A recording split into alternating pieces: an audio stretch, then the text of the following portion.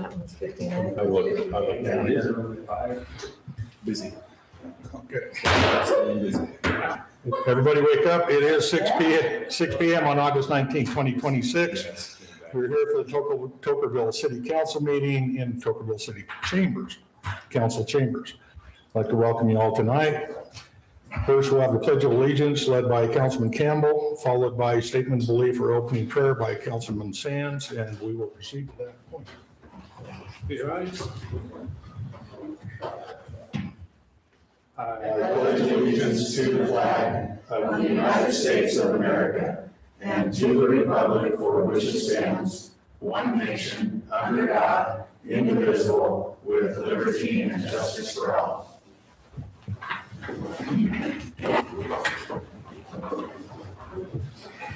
Heavenly Father, we are thankful that we can gather here this evening. We are thankful that we can recite the Pledge of Allegiance. We're thankful for your providence over the United States.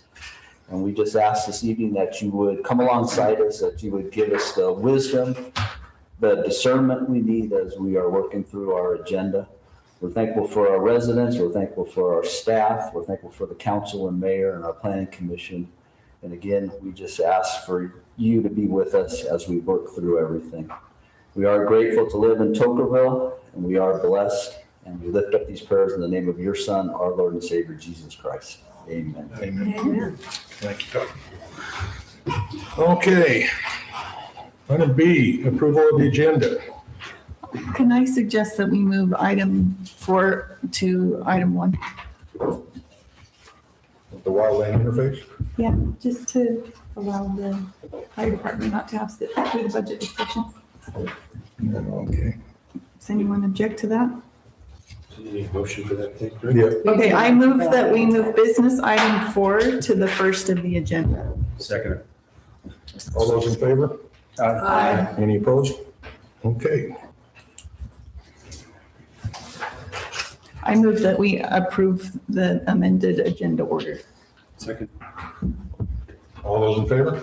Aye. Any opposed? Okay. Disclosures and declarations of conflict from council members and mayor on any items on our agenda. Do you have any? No. None? All right. Review and possible approval of meeting minutes from August 5th, 2026 City Council meeting and August 11th, 2026 special City Council meetings. Everybody had a chance to review the minutes of both meetings? Okay. Yep. Any changes? Or I'll entertain a motion. I have a little question. On the special meeting minutes, sorry, I'm just pulling them up really quick.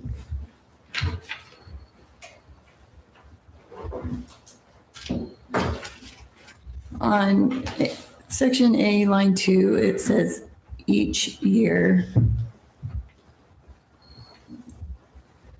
And I was wondering if we should specify for this year, since that number is changed every year by the county.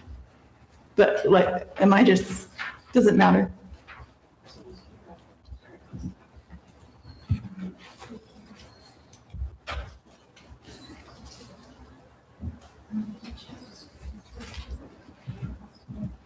Check. Most Okay. goes straight from state from. Yeah. Okay. And then the name Heidemann is spelled wrong on line 5 of page 2. There's an extra E that should be there that isn't. But otherwise, I think everything looks fine. Okay. So I move that we approve the meeting minutes from August 5th, 2026 City Council meeting and August 11th, 2026 special City Council meeting. With those changes. With those changes if deemed necessary by Emily and Ruth. Okay, we have a motion. Do we have a second? Second. All those in favor? Aye. Any opposed? Okay. Okay, review and possible approval of city expenditures for July 2026. Everybody have a chance to review those? Yes. Do we have any questions or do we want Ruth to go through them or everybody good? What's the? Yeah, I'll make a motion that we Not a approve Hang the, on, Wayne's got a question. oh, I'm sorry, Wayne didn't. Go ahead, Wayne. What's the 500 to 5 different employees for? I asked that one already. Go ahead. Yeah, that's the annual stipend for our public works employees For what? annual stipend for uniforms. So it's tied to pants and steel toe boots, that sort of thing. So city policy mandates that they have certain apparel. And because of that, in order to meet those requirements, we do an annual Gotcha. stipend for it. I had the same question, just so you know. I just called in ahead. You got it. All right. Any other questions? Entertain a motion? I move that we approve the city expenditures from July of 2026. Have a motion, do I have a second? I'll second that. Okay, roll call, starting with Councilmember Chin. Huh? Aye. Aye. Aye. Aye. Okay, motion passes. City Council Board reports. We will start out with the fire district. I don't have any information for reports, but what would you guys like to know about what would the city like to know about WUI? How can I help? Well, explain for those that don't know what it is, what the requirements are for it, and what we have to do. You want to do that? This is probably best reserved for the business item since we have. First. All right, then we'll get to that when it's a business item. All right. How many calls did you guys have so far? I don't have that information. I can get that from Chief Ames. Okay. Mr. LaFever. You want to do the city council board reports first? This is not our staff. Okay. Yeah, you want to do the city council board? Yeah, let's do that. Okay. Want me to start? Sure. Okay, fire commission board meeting was canceled this month. We did have a mosquito board meeting, and because of the lack of rain up until recently, the mosquito count is down as of the end of July. But with the rain and stuff, it's definitely racking up. The most important thing right now is that the testing, they've tested 301 vials compared to 288 last year. They have 8 positive West Nile virus. So those have been down in St. George area. So they are working on treating those. So try not to get bit. And also, if you haven't vaccinated your horses, they recommend vaccinating your horses because West Nile viruses can be fatal to horses, right, Emily? Interesting. Yep. So that's it. Solid waste meeting was canceled for this month, so nothing for me. Well, that was easy. I attended the Legislative Policy Committee meeting, and they had a few questions for us. I don't know if we want to discuss all of them, but it's just something for us to think about. And if you're interested in them, we can put them on a future agenda. They asked if our city would be interested in participating in a voluntary AI plan review pilot program. And they wanted to know what guardrails would need to be in place for our city to consider participating in such a program. Everyone else on the committee seemed really concerned about it, and that we always wanted to make sure humans were involved in the plan review process to make sure to protect us from liability. There's been some talk on the state level about allowing builders to use an inspector from a city's approved third-party inspector list immediately upon requesting an inspection instead of after 3 days. And they want to know if our city would be open to that. And then they also asked, has your city used impact fees for system improvements that were not included on the impact fee facility plan at the time of fee collection, but were included in the revised IFFP at the time the fees were spent on the system improvements? And I thought that was maybe a Ben and Darren question that might be worth figuring out.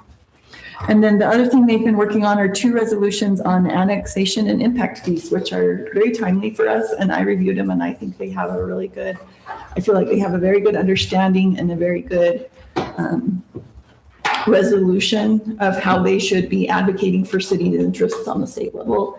If anyone else is interested in reading those, I'm happy to forward the links. I send them to the mayor so he could review them too. And that's all from the housing committee. Thanks. I like that link. Me too, Jenny. Wayne, anything? No. Joey? Ash Creek 2 was canceled also for the 24th, so nothing to report. We are having one next week, this coming up. All right, and I don't have anything to report.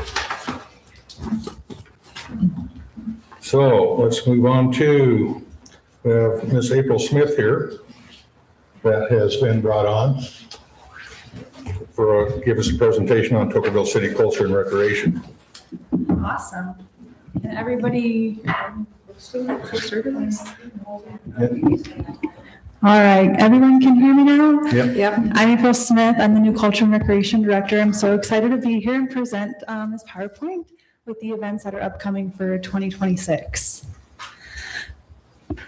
So it's coming up, as you know, we had to reschedule the movie in the park due to rain. So now that's going to be happening on Friday, August 21st. With this, you will also have complimentary popcorn included. And then we are watching Inside Out. And then for September, this is just a little like what's coming up. And then we'll go into more details on each event as well. So for September, we have Peach Days for the parade for Tocqueville Royalty to be joining. And then we also have the Tocqueville Royalty Pageant at the Hurricane Theatrical Theater for our new royalty that will be for 2027. So everyone, please, we would love everyone to attend that as well to support for the 2027 year. And then for October, Friday, October 9th. What's fun about this movie in the park is whoever attends August 21st, you have a chance to vote for either Hotel Transylvania or Coco. And then for those people that do vote, we will do a drawing of maybe the top 3. And then we'll do like a little snack pack of some sort that they'll get on the next movie to join. The And one coming up on 21st is Trail Ridge, correct? yes. Okay. And Westfield is October? Was that the plan? Yes. Okay. Yes, I believe so. Westfield. The new one. We're very excited about that. It's actually kind of a nice natural slope, and it'll be a really great location for movies and parks. So. Okay. Sorry, didn't mean. No, I love it. Thank you. And then from there, we are going to go into Fall Festival and Trunk or Treat. We also have an overview of Veterans Day for November 11th to do cinnamon rolls, hot cocoa, and hot cider. And then we'll have Monday, November 30th, holiday tree lighting here at Town Hall. And then we will go into Wreaths Across America. I just need to reconfirm that date along with Winterfest for the parade. A little bit about me. My dog is Henry. He's a standard poodle. He's the cutest. I would take him everywhere with me if I could. And then I've been in hospitality for 10 years. I've been doing event planning for 8 years. This is my part-time job. My full-time job is at Black Desert Resort. So I do corporate events there as well. My goal for this is more like personal to me to kind of bring people together, and it's super important. So I'm excited to be here with all of you and to put these events on. And then on the other photo, just as like a little picture that we did just for a luncheon as well. Something for everyone, creating more reasons to get out, get together, and enjoy our community. I know we did the watermelon eating contest for 4th of July. So for Peach Days, there's no specific budget for Peach Days. I know with the royalty pageant, we kind of have some expenses there for any decorations for Peach Days. They'll just have the royalty float. The royalty will be on the float, and then just throwing out candy. Community will be there, and to kick off for fall.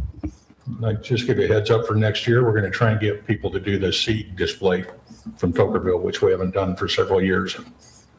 Mayor Fawcett's pushing us to, since Hurricane's doing theirs, and that we should do one as well. Apparently we used to do it, but haven't done it for a while. Awesome. Okay. Love it. You're gonna help with that? Sure, I'm so artistic. A lot of effort seeing display. Then we go into the royalty pageant. This will be Monday, September 28th at the Hurricane Theatrical at 7 p.m. With this, for the budget, we do have $2,000 that will go to the royalty scholarships divided amongst the usually 3. We have a big turnout, tentatively 6 girls for the pageant for this year, which is super exciting. And then we go and do at least $4,500 for the annual budget, preparation, products, royalty expenses, supplies, material, community appearances, and other programs as needed. So creating a meaningful experience for the local young women while strengthening a long-lasting community tradition. Welcoming pageant experience, royalty representatives who can serve throughout the year, and also family and community participation as well. Usually their moms are heavily involved in this too, so it's kind of just fun to see everyone out and about as well. And then we have movies in the park. Our budget is about $1,700. So fun fact, to get licensing to show a movie, there is a fee for that.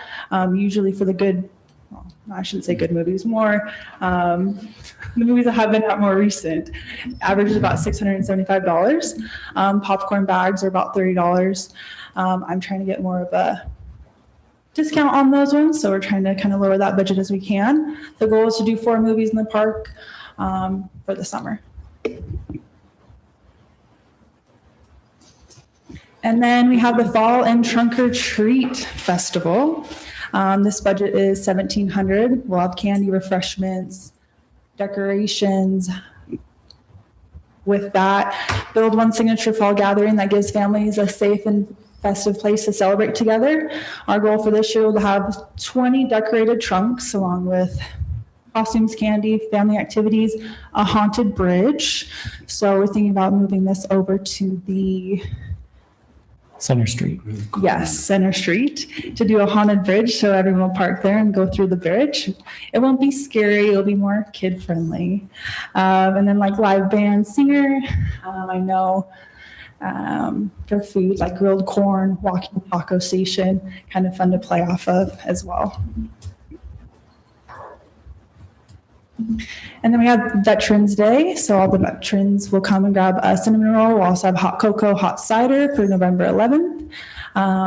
Ideally, I know we'll starting this a little bit earlier, 7 a.m. to 9 a.m. We have an annual budget of $500. And then the Tocqueville Turkey Trot, there's no budget allocated for this. I know there's been talks of community or us kind of helping out with it. I did add this in here. It's on Thanksgiving Day. It is to start Thanksgiving morning with movement, fun, and tradition residents can return to each year after year. Family fun community route, walkers and runners welcome. Let's see. And then the holiday tree and lighting program. So this budget is $3,400 between the lighting and the employee Christmas party. We also have shared annual budget supporting both the community tree lighting, including refreshments, decorations, something kind of talk about fun for this year is trying to maybe get some fire pits out there along with some s'mores. So then we can have more of a mingling for the kids to do that as well, with the lighting, of course. Wreaths Across America, just reconfirming that date. We do have a budget of $2,700 that supports the Wreaths Across America sponsorship from there. Usually comes under budget, the allocated budget. This honors and remembers veterans. It's volunteer participation and connects families in service and local history. Then we have the Laverkin Lights Parade. That's December 7th. Just reconfirming the date with that. There's no specific budget. This will be our royalty program to be visible with the float, throwing candy, family, and community participation. This is just a little bit about the budget story or the history. So we have 2024 actuals, we have 2025 actuals, and 2026, and then we have our 2027 budget as well.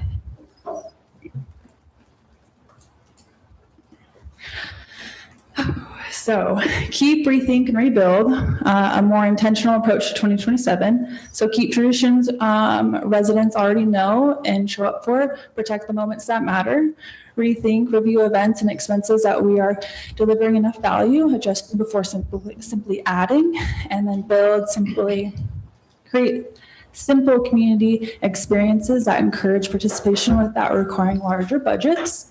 Not every tradition needs more money. Every dollar should have a purpose. Making the dollars work harder. Start with smaller use of what is already available. So kind of think about what we already have. How do we reuse it? How do we get creative too with other elements? That's something I'm really big on too.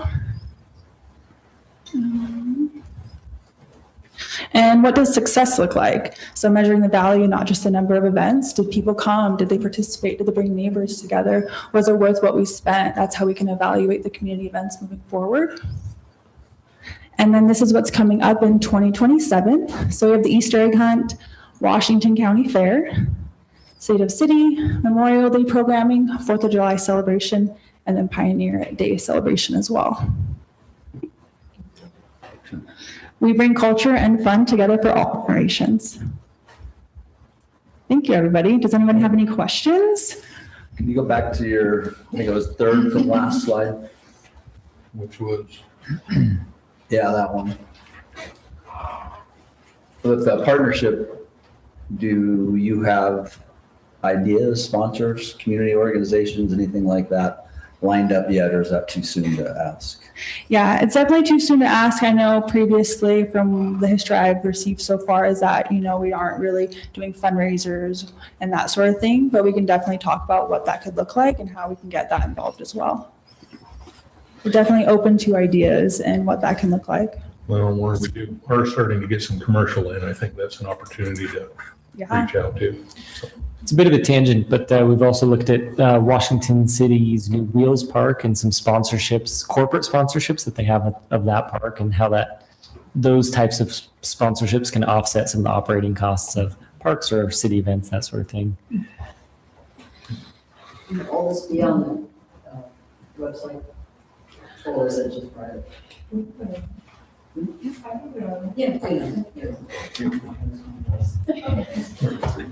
Perfect. Any other questions or anything you want to review? Anybody else? Are you going to stay through the budget discussion? I am, yes. Great, thank you. Of course. All right, thanks, April. Awesome. Thank you, everybody.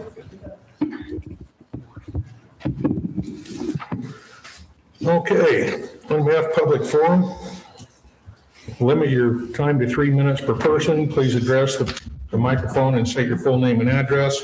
Please make note that there may be no response by any city official during that time. For specific questions, please contact staff directly. So the public forum is open. Do we have anybody that'd like to address the council? Okay. Business item, we've moved item 4 to number 1, so discussion and possible action on adoption of the Westland Urban Interface Map. Now we'll call you up. Thank you. Mayor, I did get the information you requested previously. So to date, 4,090 calls, with 75.9% of those being EMS, 21.3% other, and 2.8% fire related. Okay, wildland urban interface. The definition of wildland urban interface is where it's the zone where structures and other human development meet or intermingle in the wildland. Okay, that's the basic definition. So per House Bill 48, cities within the state need to adopt a WUI zone boundary for their particular city. And that was supposed to be done on January 1 of this year. Granted, I don't believe that's happened yet with a lot of the cities, but nonetheless, I've been working with Ben a little bit on that. And the WUI zone is different from the high-risk WUI, which is a map Forestry, Fire, and State Lands has created. The WUI zone is anywhere where new facilities, homes, structures are built, they have to meet the WUI code language. And per House Bill 41 that went into law this year, Utah is now recognizing the 2024 International Wildland Urban Interface Code. That could change in the future, but as of now, that is what Utah will be using moving forward when things are built. The national map, you mean, or is it international? International Wildland Urban Interface Code. Yep. All right. Prior to that, Utah was using the 2006 Utah Wildland Urban Interface Code. They're very similar. Some of the better language in the 2024 code is, well, there's updated maps, there's updated technology, there's things of that nature that may make it better. Now, And then as far as the high-risk wildland urban interface, per House Bill 48 as well, that mandated that Utah Forestry, Fire, and State Lands create a high-risk WUI map, which is publicly viewable. And if you see the map, I know you're familiar with it. There's red polygons all over the state of Utah. And if people live within those red polygons, they will be assessed a fee based on what the property looks like as far as fuels and what the home is built from, constructed from. And it's not just homes, it's any taxable structure. Now, those fees were supposed to be enforced starting in 2027 with an assessment being done. However, that's been pushed back. So for 2027, people living in the high-risk WUI will be assessed a fee. It's just going to be automatic based on square footage of the home. So 0 to 3,000 or anything up to 3,000 square feet will be $20 for 2027. 3,001 to 6,000 square feet will be $60. And anything 6,001 square feet and above will be assessed $100. Is that an annual fee? Correct. So the state is, Forestry, Fire, and State Lands, is working on getting personnel hired and trained to conduct assessments for homeowners. And the caveat to that is the homeowner has to request the assessment. And I've shared this information with Ben, and there's a link where folks can go and sign up for the assessment. If people do not sign up for the assessment, they're going to be automatically assessed the highest fee. So it can be a good thing to help motivate folks to, one, protect their property and their home by doing some mitigation in that high-risk WUI zone. So essentially, if you request them to come out, they do an inspection, they tell you what needs to be cleared out. You clear it out, there is no annual fee? There'll still be a fee, but you may be moved down to the next level and pay a lesser fee. Okay. Yep. And I don't know what the fees will look like moving forward in 2028 because there was no money attached to the bill. And so those fees may go to just pay for that program. What other questions could I answer? Well, I guess I'm trying to figure all these maps out because I know my insurance company canceled me because the insurance companies go by the national map. I found out when I called the state. Because this is separate from all of that, right? This is the WUI is a completely separate map It's system. kind of confusing. Yeah. So the WUI zone is what municipalities have to come up with, a boundary around the town saying, okay, now you're building a new home or whatever it may be in the urban interface. So that's where it has to meet code. The high risk WUI, I mean, if you look at the map, it's within municipal boundaries. It depends on, there's 3 factors, and let me tell you what those are. So it's fire likelihood plus fire intensity plus ember load equals your structure exposure score. Because believe it or not, 90% of home ignitions in a wildland fire incident is because of embers being cast downwind and landing on homes and receptive fuels and igniting. So the people, if they don't want to do anything, they're just going to have that fee. There's no other. Correct. Okay. Yep. And it's just an assessment. It's not something that's going to be enforced. It's just these folks from the state of Utah Forestry, Fire, and State Lands will be coming around if the assessment has been requested, and it's all just information. Again, if they don't want to do anything, they don't have to do anything. Okay. It's completely up to the owner. Well, who has to pay the fee if you're not in this boundary or if you're outside of the boundary? The only people that will be assessed the fee are those that are living within the high risk WUI. Emily, would you pull up that state high risk WUI map? Thank you. Well, where's the high risk WUI on this map? We're about to show you here. It'll load here. Why they're pulling that up is as the city expands and changes is something that we can update anytime we want. Absolutely, yep. So the city can just say, It's we need to pretty much all update of us. that. Well, the city won't be able to update the high risk WUI map, but you can certainly update your WUI zone map. I know So it's that- confusing. The high risk WUI map goes through an appeal process annually. Yes. So once a year, there's the opportunity to appeal this map through the county. There's a process for So that. property owners all have to do that individually? The or can city, the city city do that? initiates. So that blue is high risk? Correct. That's the whole town. Pretty It's high much, risk. pretty much. Yep. Who decided that? So the state, Where the houses are, the tax. again, forestry, fire, and state lands. There's no high risk there. You asked him, and he's answering you. Forestry, fire, and state lands gathered a bunch of data from, satellite imagery, past fire history, fuel loadings, and things of that nature, and created this map. And it also has to do with structure density, how many structures are in a given area, right? Because if one house catches on fire, potentially, it could be catastrophic downwind. If you think of the Palisades, the Eaton fire, those fires came out of the wild land, ignited homes, and the winds were so great, it just marched from house to house to house to house. So basically, every city in the state of Utah is in a high risk. There's high risk throughout the entire state, yes. That's just a money-driven. All right, so we've got two other maps, correct? Ben? Yeah, so then we transitioned the conversation of what city council as the legislative body has to adopt that WUI zone, which is an entirely different topic in which this is where the WUI code, that 2024 WUI code applies.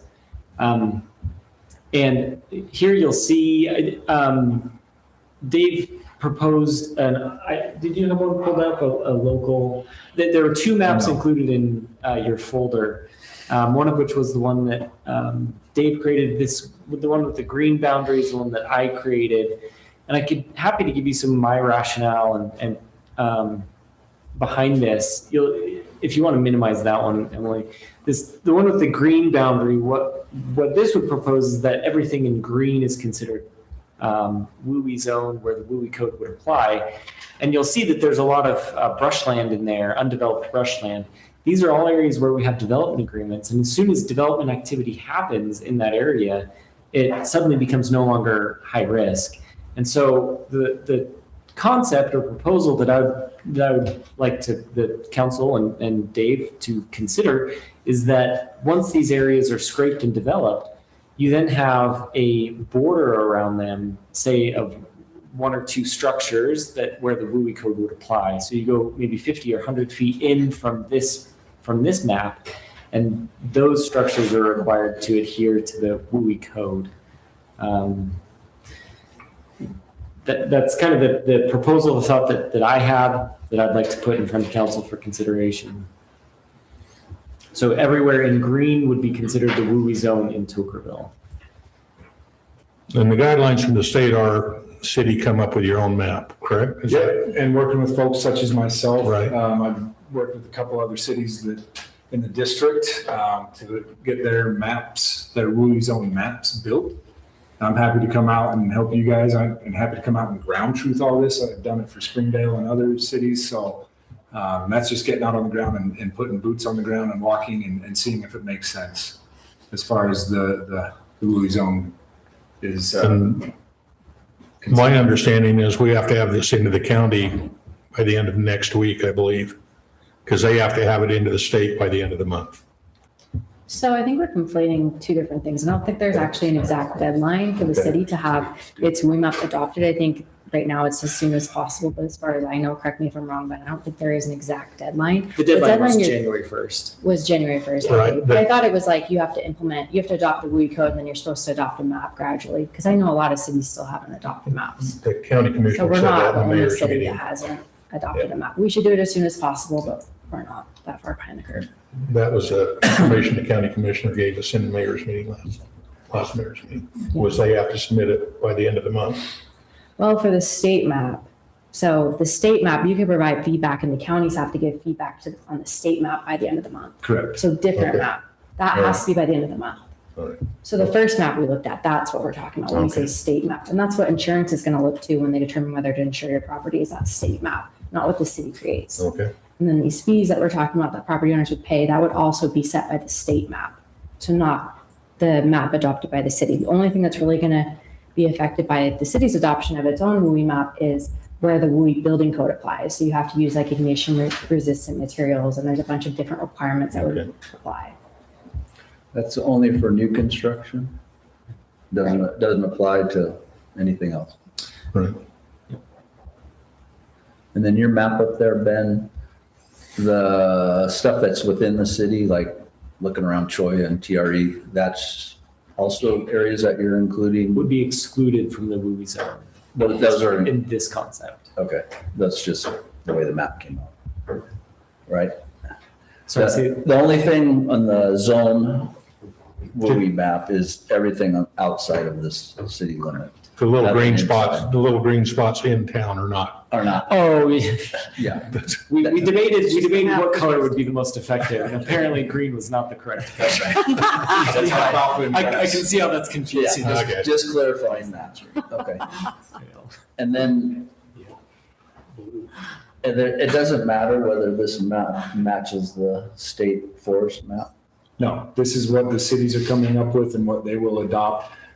Going back to the high risk WUI map that Forestry, Fire, and State Lands created, that's all on them to keep that updated. They'll be updating it annually based on hazardous fuels mitigation treatments, fires that have happened in the past year. So there'll be some big changes to the map for 2027 because of all the large fires we've had in the state this year. Is there a move to do annual brush inspections and actually start enforcing some of the brush clearance and things like that within the wildland urban interface? Is that what the state is looking to go toward? Or is it just going to be come out and will help you mitigate what could possibly be problems on your property? So when the assessments are done, I can't speak for the state, but what I would assume is once the assessment is done, is it's going to be up to the property owner to do the work. Now, through the district, I've got employees that we're happy to come out and help through participation commitment and do some of those things. We prefer to do it on a larger scale, on a big picture, a large footprint on the landscape, but it's certainly feasible. Because and this is all, I know this is the state, so we're just having this conversation, but yeah, the assessment comes out, they tell you need to remove X, Y, and Z brush in order to mitigate some of the potential for your house. So maybe they come to the neighbor and they say, do that, and the neighbor says, yeah, I'm not doing that. So Right. how does that protect the neighbor next to them? It doesn't. You're right, it does. So unless they start working on some sort of enforcement. Yep, and that's where, hopefully the neighbors understand the critical need for fuels mitigation around their properties so that if they don't potentially light their neighbor's house on fire. Right. And then the other issue too is with public lands, there isn't any sort of whatever you want to call it, enforcement, way to get public lands to do the same thing if they are bordering some of these houses and stuff. You're absolutely right. And for the public land agencies like United States Wildland Fire Service, formerly known as the BLM, through the Department of Interior, the U.S. Forest Service, they're doing what they can to mitigate fuels around municipalities, but it's quite the process to do those mitigation treatments just through NEPA and that whole process. It takes time. So how does the WUI benefit us? It appears to me that's benefiting insurance companies and the people that are going around enforcing the WUI for $20. Pretty soon they won't be able to do it for $20 and it'll be $40 and then it'll be $60 because they'll need more pickups and more of this. You're going to grow into this mass movement of kill everybody's trees or pay money or whatever. I don't see the benefit for. The benefit would be to protect Maybe if your you live towns. next to a forest or something. I'm sorry? Maybe if you live next to a forest. Well, You're living next these to- fires aren't just happening in forest, the wild land. It's happening more and more in the wildland urban interface. And that's the intent of this, is to help protect the citizens from a large conflagration, from, a fire coming in and wiping out an entire town due to wind, because like I had alluded to earlier, once something burns, depending on the fuel, it sends a multitude, just a numerous amount of embers into the air. And depending on which way the wind's blowing, those embers get cast down and can potentially ignite homes on fire that well away from any of the wildland.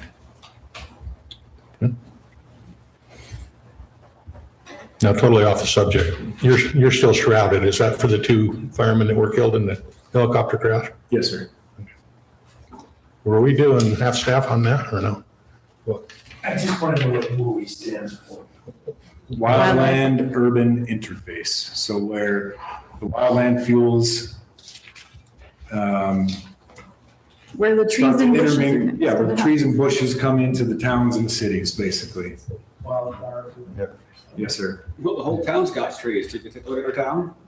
Yep. So with that, We gotta cut them all down? no, absolutely not. My assumption will be that the assessments that will be done will be very close to the Firewise assessments that are the current standard, where it's talking about home hardening, what the home is made of. Is it combustible material? Is it stucco? Is it metal? Do you have a metal roof? Do you have asphalt shingles? Are you keeping your gutters clear? And then it's also talking about not removing everything from the landscape, but doing something to get that fire to drop down to the ground where it's easier for firefighters to suppress it. So it's talking about spacing of trees. So there's 3 zones, right, around a home. There's the immediate zone, which is 0 to 5 feet. And the current NFPA standard says don't have anything combustible, 0 to 5 feet from your house. It's not a very far distance. Then the next zone is 5 to 30 feet out. And there it's talking about if you do have trees, you don't need to cut them all down. Just space those canopies apart 18 feet. And especially depending on the species of tree. Your hardwoods, any of the deciduous trees, they're not really going to propagate fire spread as much as junipers, pinyons, the ornamental pines that people like to plant. So just have an 18-foot canopy spacing between those trees, limb them up so that you're removing those ladder fuels where fire can climb up and potentially torch out the tree, limb them up and remove the combustible fuel away and out from underneath those trees. And as you get further away from your property, the 30 to 100 feet, those canopies can be a little bit closer together, 6 to 12 feet, depending on, what the trees are. And then as far as brush and any kind of ground fuels, if you have a lot of brush on your property, you don't need to get rid of all of that either. Just break it up, make a mosaic where you've got a clump of brush and then bare ground, and then another clump of brush and bare ground. And really removing those fine fuels, your annuals like the grasses and things of that nature, like the cheatgrass, completely remove that if you can, because fire spread is going to be the most dynamic through those fine fuels, because they react to temperature and humidity much quicker than larger diameter fuels. And so those fine fuels really propagate the fire spread. So if you can do those things around the property, you'll increase your chances. Well, there's 2 parts of this. The first part I like, that you can have them come out and do the assessment and tell you what you should do. The part I don't like is the mandatory fees. So, and the state directs that. So there's not a lot we can do about it. And I'm happy to come do assessments per the NFPA Firewise standard. Now I've been doing many throughout the district, and I'm happy to come do it and just kind of give folks an idea of what they could be doing. But again, it's just information sharing. You still live in the United States of America. You don't have to do anything, right? It's your property. If you want all your trees, great. If you want to do some work, maybe mitigate the risk, even better. I have a question. So we have 2 maps that we're looking at. Is the first one, did you draft that for us initially? Not this one, but the other one? The other one with the red boundary, and I literally got on Google Earth and drew a line around your town. Okay, so the concern that I think I have is the code, the zone that we're gonna adopt is gonna require certain houses to be built to a different standard than everybody else, right? So the issue that to me is hard to grapple with is our city is poised to grow pretty dramatically over the next however long. And we have a lot of things that are platted. And so to me, what this like zone appropriately should be is that it grows but then we're requiring every single new home in our town. Like if we are gonna just wrap it around, like if we keep it tight right around where we're at and then it grows as it grows, then every single house that we build will have to be with this code. So I feel like Ben has taken it out to what may be a sensible long-term plan. So what do you think the best balance is between maintaining safety over what may be a long period of time of growth versus doing something that's sensible and doesn't put a heavy burden on builders and then homeowners who have to pay for the That's highly. Yep, that's a fantastic nicely built. question. And again, I just drew this really quick just to give Ben an idea of where we could start. This is not solidified by any means.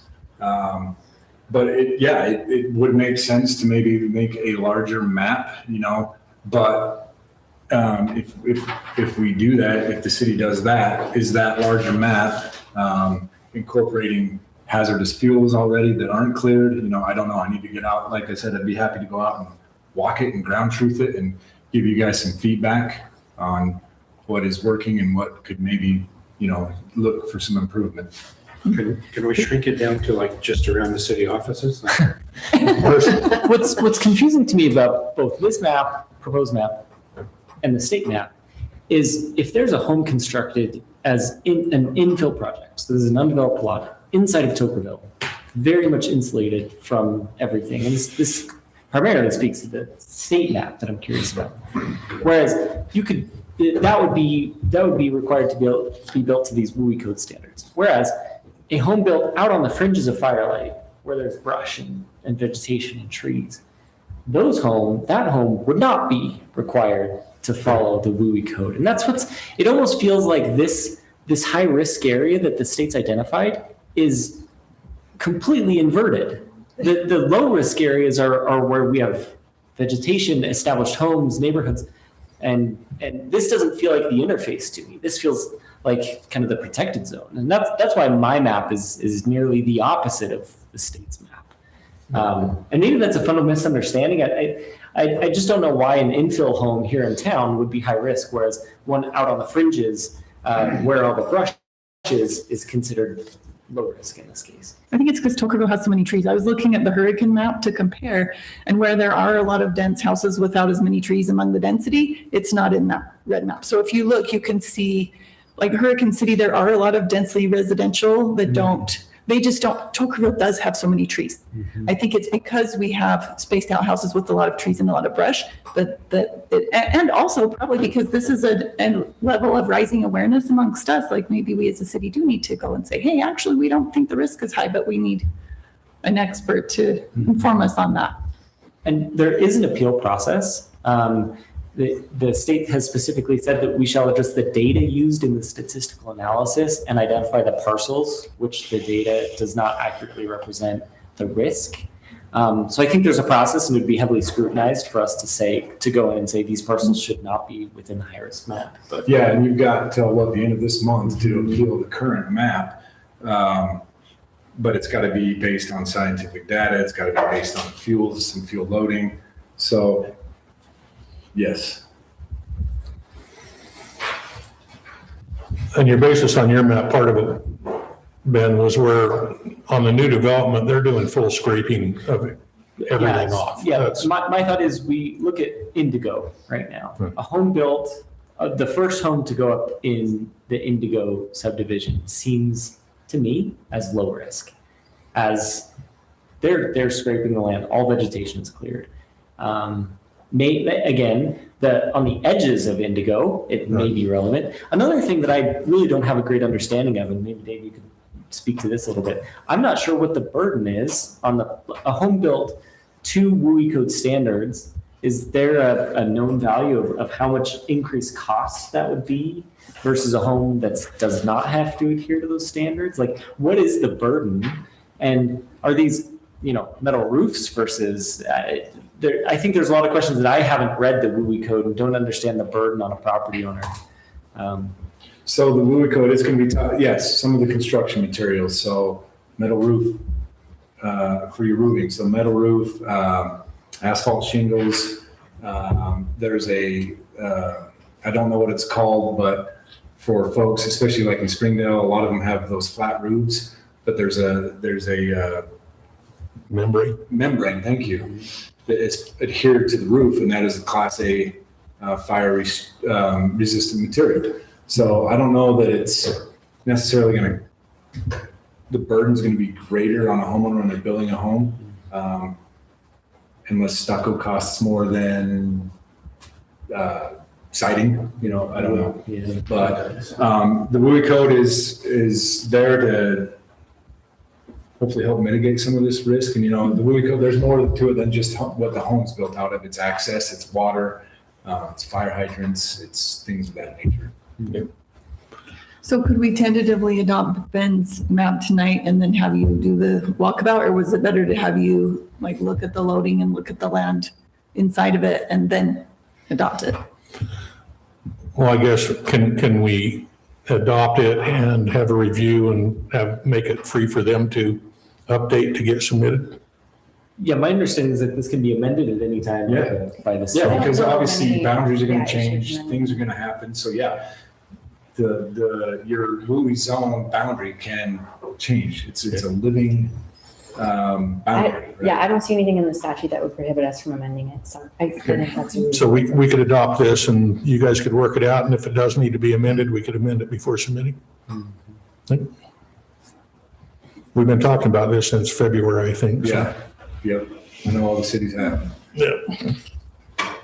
So do I have a motion? Yeah, I'll make a motion that we approve. Let me get back to where I'm supposed to be.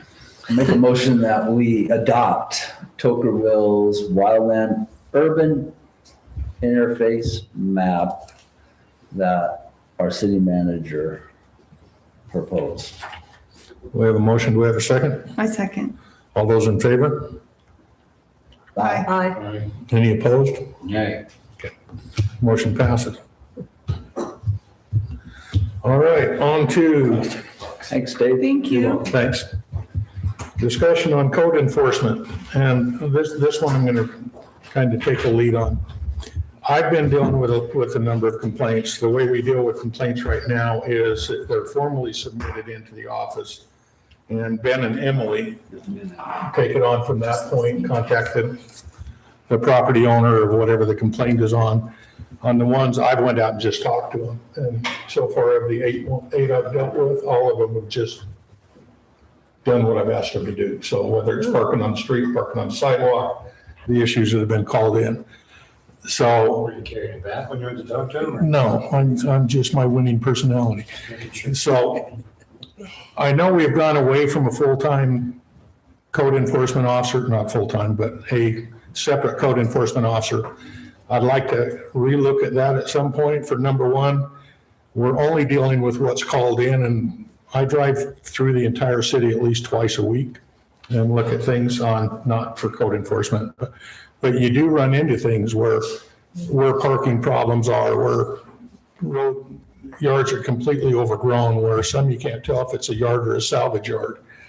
There are things out there that I think if we had a code enforcement officer that would stop and talk to people and let them know that they're in violation of the ordinance, would probably clear a lot of it up. And there's a number of neighbors that don't want to call in complaints against their neighbor. That's the ones I've been dealing with, is the ones that we really don't want to do a formal complaint because we're focused on trying to stay neighborly. And you have to, if you turn in a formal complaint, that's where it is. So it was easier for me to just go out and deal with it. So it's just the current process we have. I've asked Ben and Emily to start tracking their hours on what they do against code enforcement. It's not like, Emily's already she's tasked with 3 different jobs with the city right now. I think that's more than enough. And if we could take some weight off her, I think would be great. Ben's got, I think, some more important things to do than deal with code enforcement. That's just my thoughts. I know our old code enforcement officer has reached out to me about possibly if we would like to re-engage with him. I just want to know what the council's feelings are on it. Engage. Yes. What was that, Joey, that you said? Or was it the previous code enforcer wants to reengage? Yes. To discuss possibly reengaging with us. Do we have a budgeted item for that? We moved 10,000 from the narcotics task force to hold a line item for code enforcement. But there's a line item, and I know it's a budget year, but when we're looking at budgets, with the growth we're going to be having and with what's going on currently in the city, I think it's worthwhile to have one, but that's just my opinion. What was the budget for last year? What was it originally before we took it out? Yeah. 60, 50? 50. Seems like a $10,000 budget's not going to cover. No, it's not. We did that as a placeholder and for them to bill their time against. So 10 is not going to be enough, no.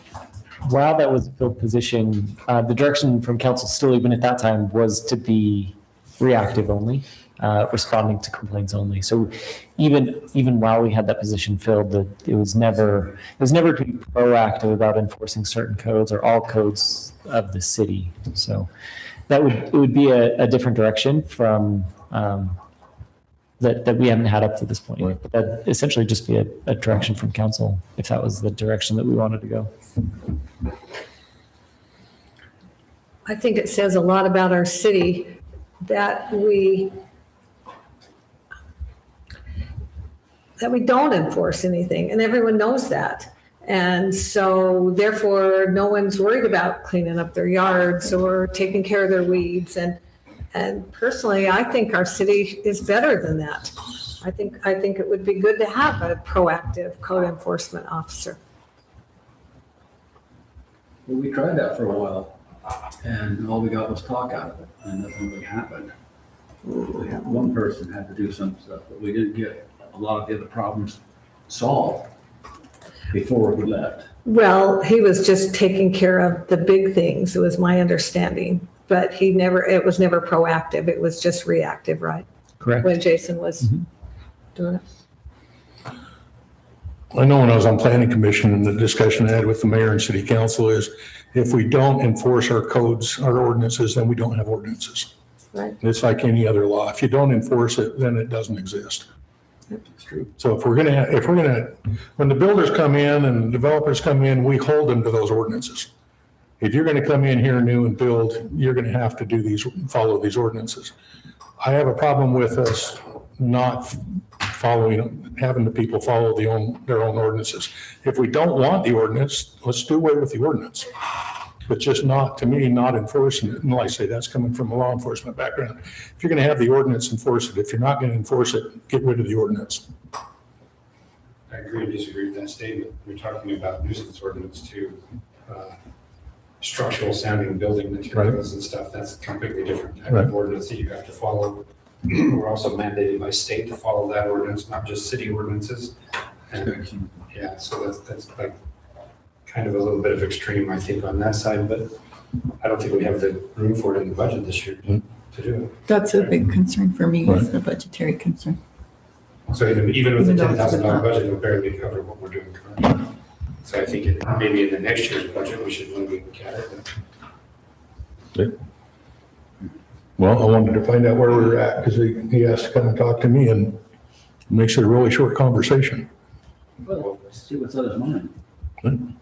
Let's test the waters there and see what he's offering. So, but if theoretically, if we decided to do something and increase the budget line item, then we're just gonna increase our tax base again, right? That's where we're at. And I don't think that's the time to do it for this year. Okay. My opinion. All right. Maybe not now, but it is something we do need to do. We need to look at, I think. All right. Okay. Discussion and possible action on resolution 2026XX, a resolution adopting the Tocqueville City financial budget for fiscal year 2026-2027. And I'd like to start off with this one is after the meeting last week, actually I'd been called by a number of the council members before the truth and taxation about not raising taxes and the concerns of the citizens about what taxes, their concerns on what they think we don't need, what they think we need. We all are paying attention to that. We've actually discussed a number of those before the Truth in Taxation meeting. So now's the time that we get down to in the line items of the budget, where we want to go. We can't go up, which we wouldn't want to go up anyway, since none of us here want to raise taxes in the first place. But are there areas where we can reduce our budget? And that's the discussion we have to have tonight. Reduce the economic, Development, yeah. either all or some of it. It's line item, is it 52,290 then? Is that the right one for where the budget for do you have potential that pulled economic? Huh? I was just asking if Ruth has it pulled up. Ruth, did that sound Yeah, it's right? 52,290. Yeah, I think that's one worth kicking down the road until we don't have to raise taxes. Yeah, I would agree with you on that, Jenny. I think it's something in the future when we get more rooftops, and that we are starting to look at discussions with commercial and that kind of stuff to bring in. But I think until we get the rooftops, that might be a little too soon for that economic development. Well, I'll put my 2 cents worth in that.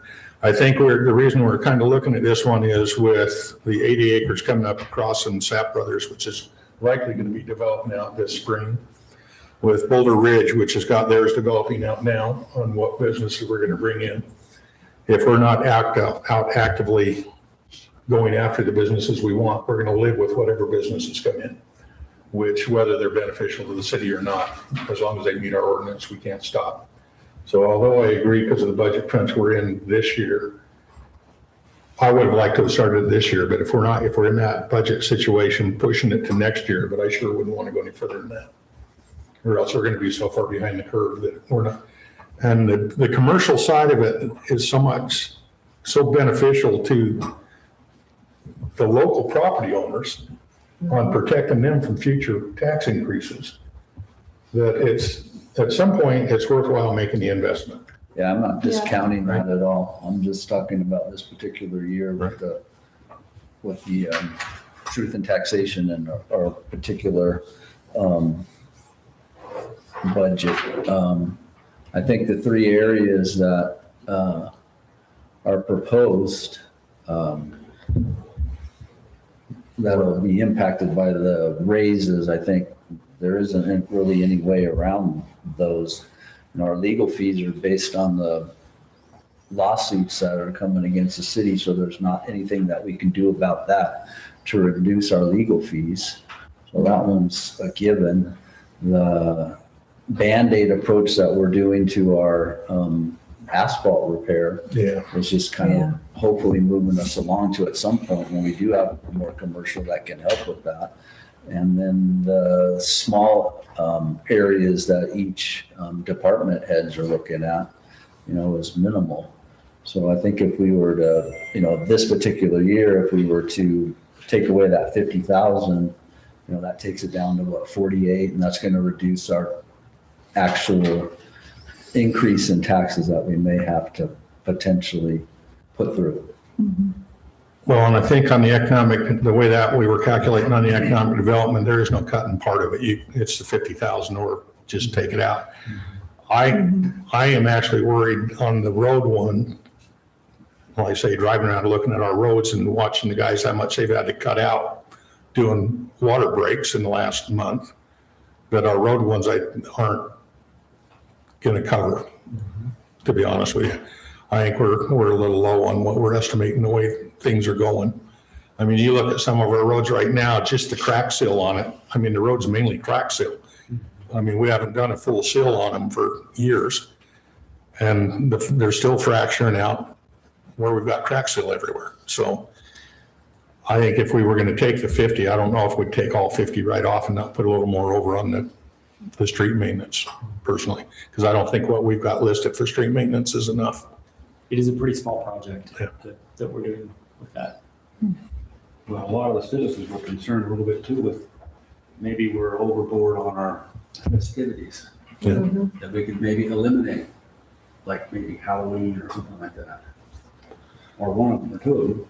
77,000 seems like a lot to spend. Well, and if you go through, and that's like kind of went through, and your highest number events are the 4th of July. Let's see. I think the other one's Christmas. A yellow highlighter showed up in my office, but not in here. The wreaths across America went up to 2,700 this year. So when you're looking at which ones are you going to cut, I mean, the highest number ones are the ones that the public has put the most emphasis on.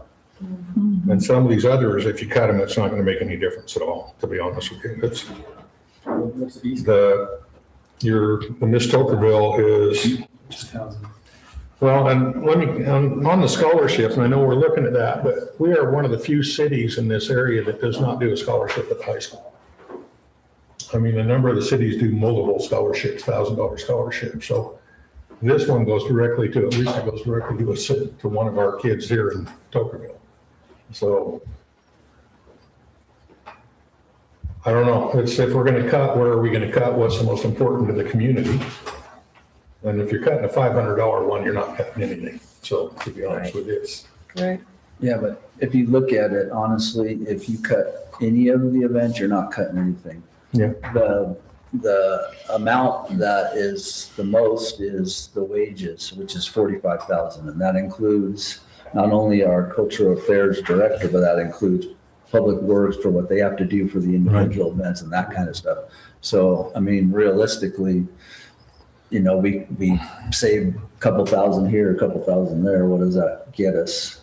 Not much, because it's 45,000 in wages. So that one, the only other thing, rather than cutting what were some of these events, you could charge, like we talked about before, and you know, you can some sort of a charge for July 4th, $5 person up to whatever you decide. Well, and I think- $20 for a family. You could charge for the trunk or treat. You could charge for the movies, because that's one of the biggest parts is the licensing of the movie. You could charge a couple bucks for people coming to the movies. I mean, you don't have to make it mandatory. You can, hey, suggested donation. Well, I think we go after the one for sponsorships too, but the problem is until we have a number of what we can kind of expect. Sure. What number are you going to try and cut out?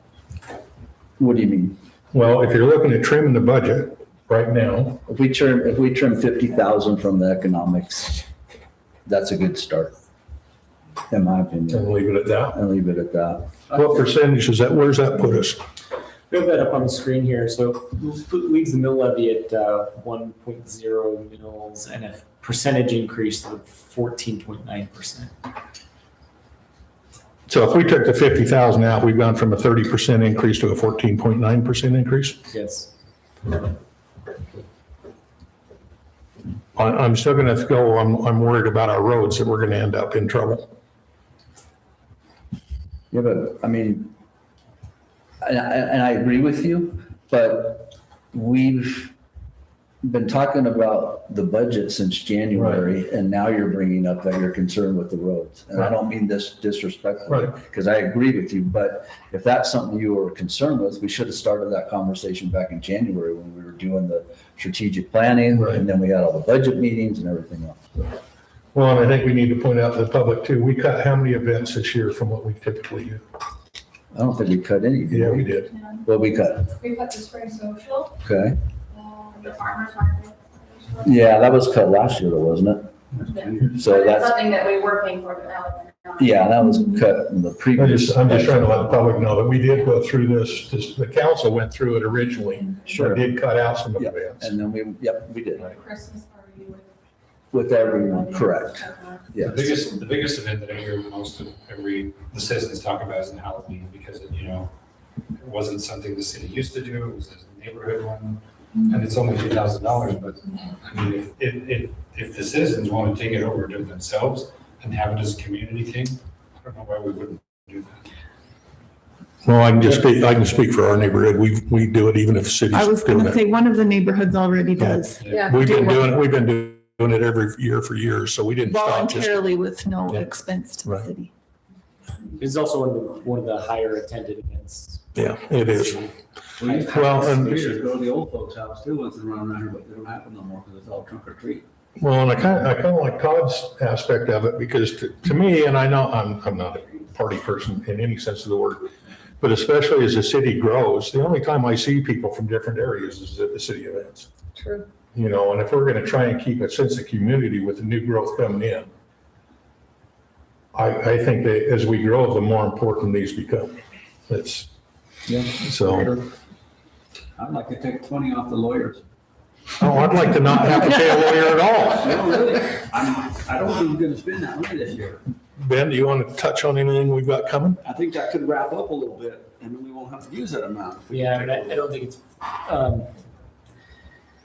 I am concerned about reducing legal fees, given the nature of, current, there are even a few matters that have been threatened litigation and probably will be realized that council's not even been briefed on yet. I mean, it seems like the level of litigation is not decreasing as, you know, as some of them wind down, it seems like new ones are popping up. And even those ones that are covered by the trust, we still incur legal fees because our general counsel serves as the point of contact for those cases and helps to develop the strategy with the trust. I don't know if it's how much it is for each case. It's probably pretty insignificant, especially for the ones lately. It kind of, it's case dependent, Yeah. highly case dependent. Generally, it should be pretty hands off, but it just depends. It doesn't seem like the burden is being relieved. The amount of time that I spend personally with potential litigation has increased significantly since I started. What does that mean? I'm just kidding. the 50,000 off that economic development. And leave it there, take it down to 14.9%. We still work on trying to get sponsors and looking at putting fees on them. And that way we can at least, then we have a hard number to judge for next year. Do we, is there more that attend the Halloween or 4th of July? You said that Halloween was pretty well attended. I think they're both pretty I good. think They're they both both well are. attended. I've done both of them there. All right. That's the 4th of July is just It was called out as specifically appreciated in the public hearing, the 4th of July one. But, Well, yeah, all right. but the Halloween one was also called out that we were putting VMS boards out on the public highways and we were getting kids from Sure, everywhere in the valley. So we may want to look at sure. trying to make that more of a local event than having everybody in Hurricane Valley come to it. Same with Easter. Yeah. I think the Easter one is the big one for the VMS board, because if we're only spending 2,000 on the budget line item for the Halloween fee, I mean, we're not spending more than that for setup and all that. Right. It's, you know, it's not costing the city more if more people come to the Halloween one, right? Right. But on the Easter one, it will, because we're putting. Well, I don't know what out for everybody. taco bar or a potato bar costs, but the more people, the more you have. But Yeah. I don't think they're big enough numbers that it's really going to impact us. Well, the only other concern I have is arguing for the other side, and that's the tax increase. Because one of the things we talked about in the strategic planning is that we were talking about doing potential truth in taxations every other year. So we had talked about that in strategic planning, so that this is the year that we would be talking about truth in taxation, which means we wouldn't talk about it next year, which means we would talk about it in, what year is this? 2028? 2028. Let's just be honest, if we're cutting down to as low as we can cut down to keep our head above water, with just the cost of inflation, we're going to be doing this again next year. Well, that's why I'm arguing for the other side I too. know That that. was one of the things we talked about in strategic planning. And that was that we were going to do truth in taxation every other year, not every year. So, Agreed. I'm just saying, I think we're setting ourselves up to and have that's to why do it every year. I'm arguing for the other I know. side. I know. So maybe we should do the full increase, because then we guarantee the residents we aren't doing any tax increase next year. And truth in taxation will be in 2028, which is kind of what we talked about in strategic planning. Well, and I'm going to take it back to what we did with TSWS. The argument was for doing 30%, which that's just coincidence, I guess. But we ended up going, no, let's just do 20% and it's going to take it out more years to try and catch up. But to me, if cutting all the 50 out, taking it down to 14.9 when we're over 30, if we rounded to 20%, which covers us a little bit, I think we've listened to the citizens and done what we can, but I sure don't want to put us in a hole either. Sure, but maybe maybe in 2028, we won't have so many legal fees and suits. Maybe some of the other suits will be settled, Resolved. possibly. We were hoping they were settled this year. Well, I understand. I mean, the decisions did not go favorably for the Bences in the first two. Right. So now it's going to the state Supreme Court, so we'll see what happens there if they even take it. The other two right now, like Ben said, are being covered by the insurance, but there are still extenuating fees, Yeah. possibly. And wherever those cases take us, maybe, hopefully they'll be done by next fiscal year. Well, don't impact fees help pay for roads? To the extent that new development creates that burden. So Because you're gonna be getting a lot more houses. I mean, a lot more this next year. You're gonna have that money. It doesn't pay for the old roads. Didn't we It's get supposed that, to pay for isn't the that, new roads. that's calculated in our budget, correct?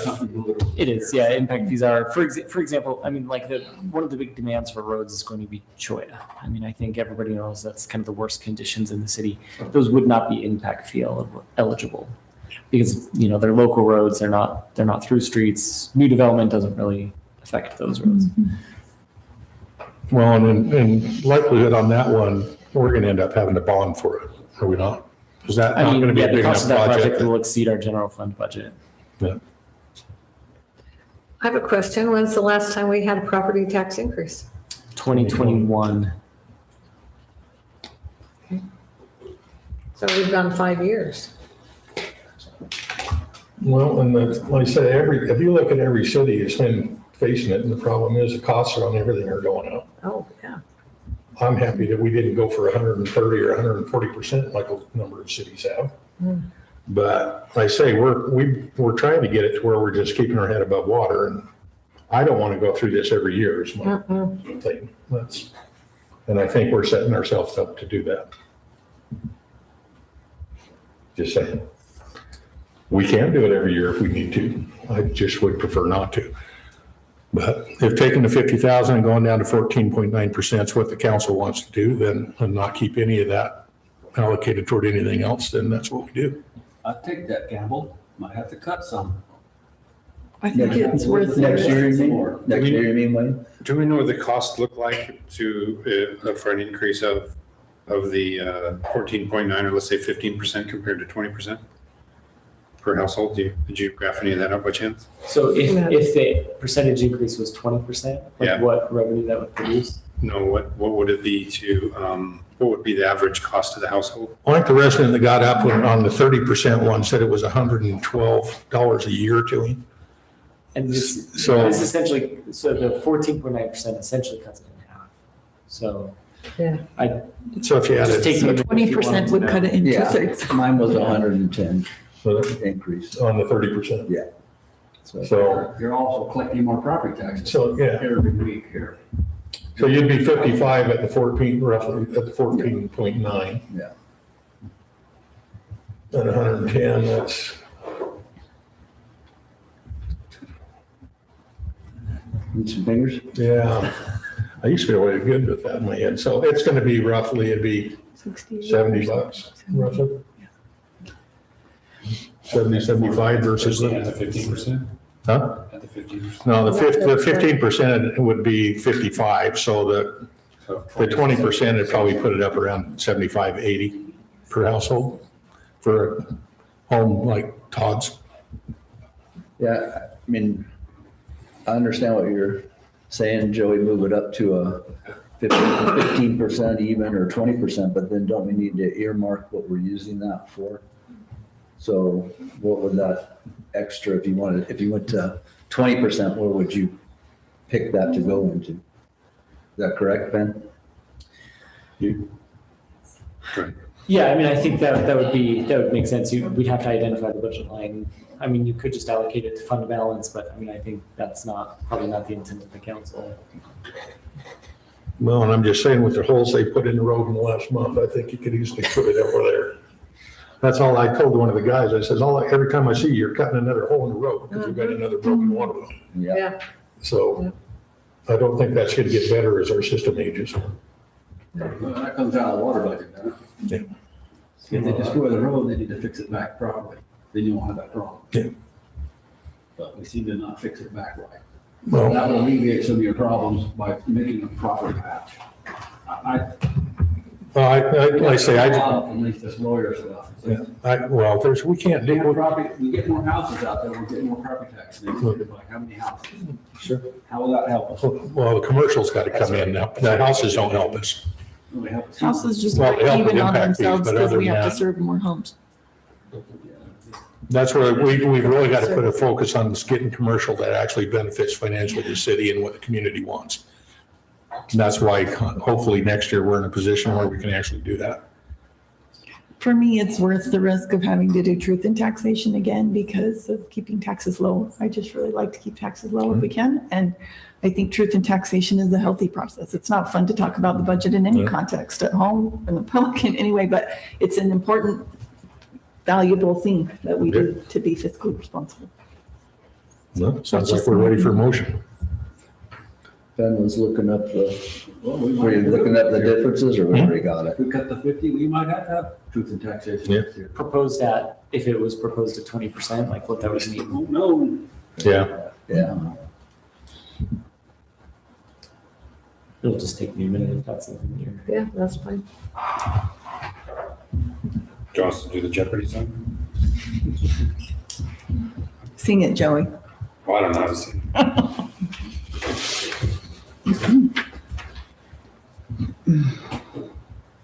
Well, that's the only slot we got. And it could wait another year. I'm not too big of a fan of hiring consultants to go sell property for the people that own the property. Emily, are you like the one who gets all the calls on economic development type questions? Like if someone wants to, maybe like a commercial person, entity is interested? I'm just wondering if anyone on the council feels like they're a good person for her to refer him to like have a little task force of us that are willing to say, hey, yeah, we like your business, or no, we don't like you. We First thing they're gonna ask is what. Yeah. Yeah, But that's another way we could look at that and fine tune those. make the codes friendly toward the type we want. It's 20% would be a $34,000 budget Chair of the planning reduction. commission reach out to you? It's 34 even. Recently? 34,000. 34. He mentioned it to me, What? that he might be interested in. Volunteering? 33.5. With economic development. Dan? Yeah, our planning, when I came to the planning commission meeting, our planning commission chair said he was gonna reach out to the mayor about possibly helping with economic development, because that's what he used to do. So he has having some health issues, but, so he said he was gonna reach out to you. I don't know if he has. He has not yet. I'd take all the volunteer help we could get with that. Yeah. Anyway, Yeah, good for you. I don't want to speak for him, Willing but expertise, that would be I don't want great. to speak for him, but that's what he mentioned to me at the. Where you at, Ben? Numbers up on the board there. So it would go from the $98,000 proposed new property tax to $64,500, which would be a reduction in the proposed by $33,500. That would result in 1.117 mils and a 20% adjusted percent increase. So what do we do with the 15? 16. Just hold it in that, hold it in that 16,000. category? Yeah, I mean, that would be a council decision whether to allocate it to asphalt maintenance. That would increase the single project that we have budgeted a few hundred feet. It'd be a little bit more road that we would do. Could be a fund balance. About 3 years ago, we had that study done, and I think, well, I don't know if it was like an actual study, but they came through and did all that. Yeah. Are we still following that study? Was it budgeted? Actually, what we did, that was a whole brick asphalt. Sole source. And so, yeah, it was a sole source type of deal. And what we've done since then is we've recreated a new one based off of communities around us and what it's costing them this year to do chip seal, double chip seal, slurry, that type of, those higher end, because the other one is a seal coat. It's not a chip seal. It's not there's a difference between a seal coat and a chip seal, as some of you might know. But yeah, so we've created a new pavement management plan. That's essentially what they had created. It was a pavement management plan, but it was to only do the seal coat throughout the city and basically the filling the crack seal. But so my question is, we have that plan. Are we budgeted anything in this for that plan? So that's Yes. what this is.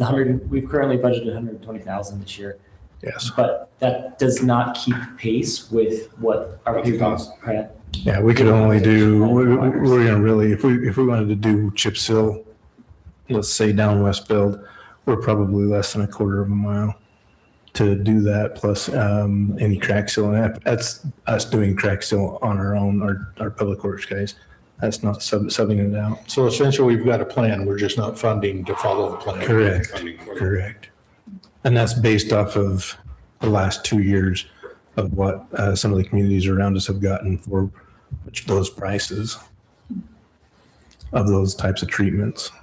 Well, there's a few of the roads with all the crack seal on it. Being a motorcycle rider, I wish we would do something because that's slick. When it's Put some crack seal on it for you. Snake cracks. Then you get complaints from the road bikers. Well, that's what I'm saying. The crack seal, riding a motorcycle, Yeah. when it's 100 degrees, that you slide. You're real well if you're in a turn, it all slides. So, I like that. Anyway. yeah, I'm not that adventurous anymore. But anyway, back to the budget. You ready for a motion? Sure. I make a motion that we approve the fiscal year 2026, 2027 budget, eliminating planning and zoning line item 52-290 professional services at $50,000. I second that motion. Okay. We have a motion. Eliminating the 50. Yeah. We have a motion and a second. We'll roll call. Sure. With me? Yep. Aye. Aye. Aye. That's taking the 50 out down to 14.9%. It's gone. Okay. Motion passes. We've adopted the budget, or we're getting to it. All right. We are on. Am I looking at the wrong agenda? I'm looking at the wrong agenda. Number 3, new is down. Yeah, discussion possible action on resolution 2026XX, a resolution setting the Tokerville City real and personal tax levy for tax year 2026. So you have the numbers now, Ben, of what we're actually doing. Yeah, exactly. So this is kind of a fill in the blank. Your agenda item sheet has the possible motion for approval based on the final budget adoption. So the mill levy would be 1.070 mils. So that would be the motion that would go forward. Correct. Do we have someone who wants to make a motion? I move to approve resolution 2026.XX, setting the Tokerville City real and personal property tax levy for tax year 2026 at 1.070 mils. At 1.7, what? 1.070? No, 0.00, right? As mills, it's 1.070. Okay. As read was correct. Okay, we have a motion. Do we have a second? Yeah, I'll second it. Okay, we'll do a roll call. Discussion. Anybody else want to discuss it? Go ahead. Does anybody else think that we maybe should go slightly higher just for a little bit of cushion? That's what I thought we were kind of talking about. Well, that's, I'm just asking the question on this, since there's a motion and a second, the discussion on that would be, does anybody else feel that we should not leave it so razor thin and have some cushion to go to 20%? well, I gave my opinion on that already. So, No, I think we can do mid-year budget adjustments and look at it as we do, correct? Not for the property tax levy. No, but if we need to adjust the budget, you can move it as a city manager around to cover Budget, but areas. you can't raise the taxes. No, I understand that. I understand that. But if we need to cut out of different areas, then we'll cut out of different areas. I want to take the gamble. With the low I tax. do too. Okay. 50,000, just like it is. Okay, Just that, All right. that adjusted mill levy. okay. We have an active Second still standing? Yeah, so roll call, certainly you, Joey. Aye. Aye. Aye. Aye. Okay. Motion passes. All right, discussing a possible action on a Kleinman Water Limited Water Service and Easement Agreement. This you, Ben? Yeah, so this was in front of the council a few months ago.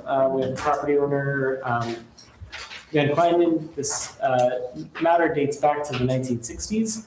An agreement between the Merkin City and the Kleinmans, or the prior owners, stayed in the family. But that water tank was built on that property in exchange for a water connection.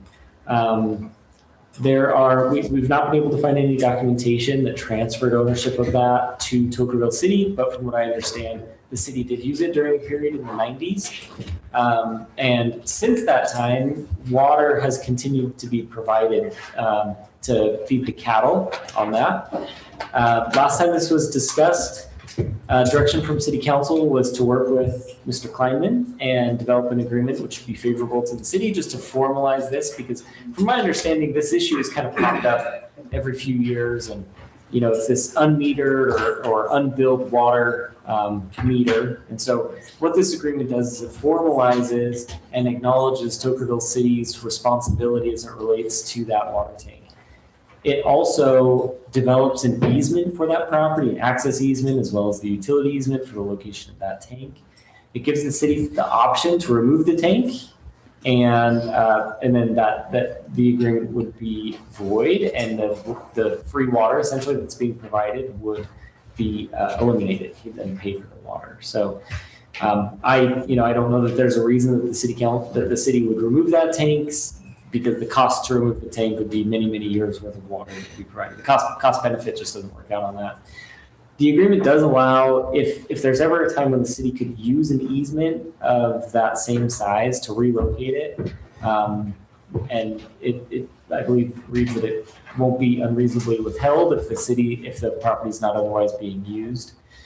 So essentially, these are the terms that Mr. Kleinman was willing to agree to. This is the most favorable agreement that we could come up with for the city.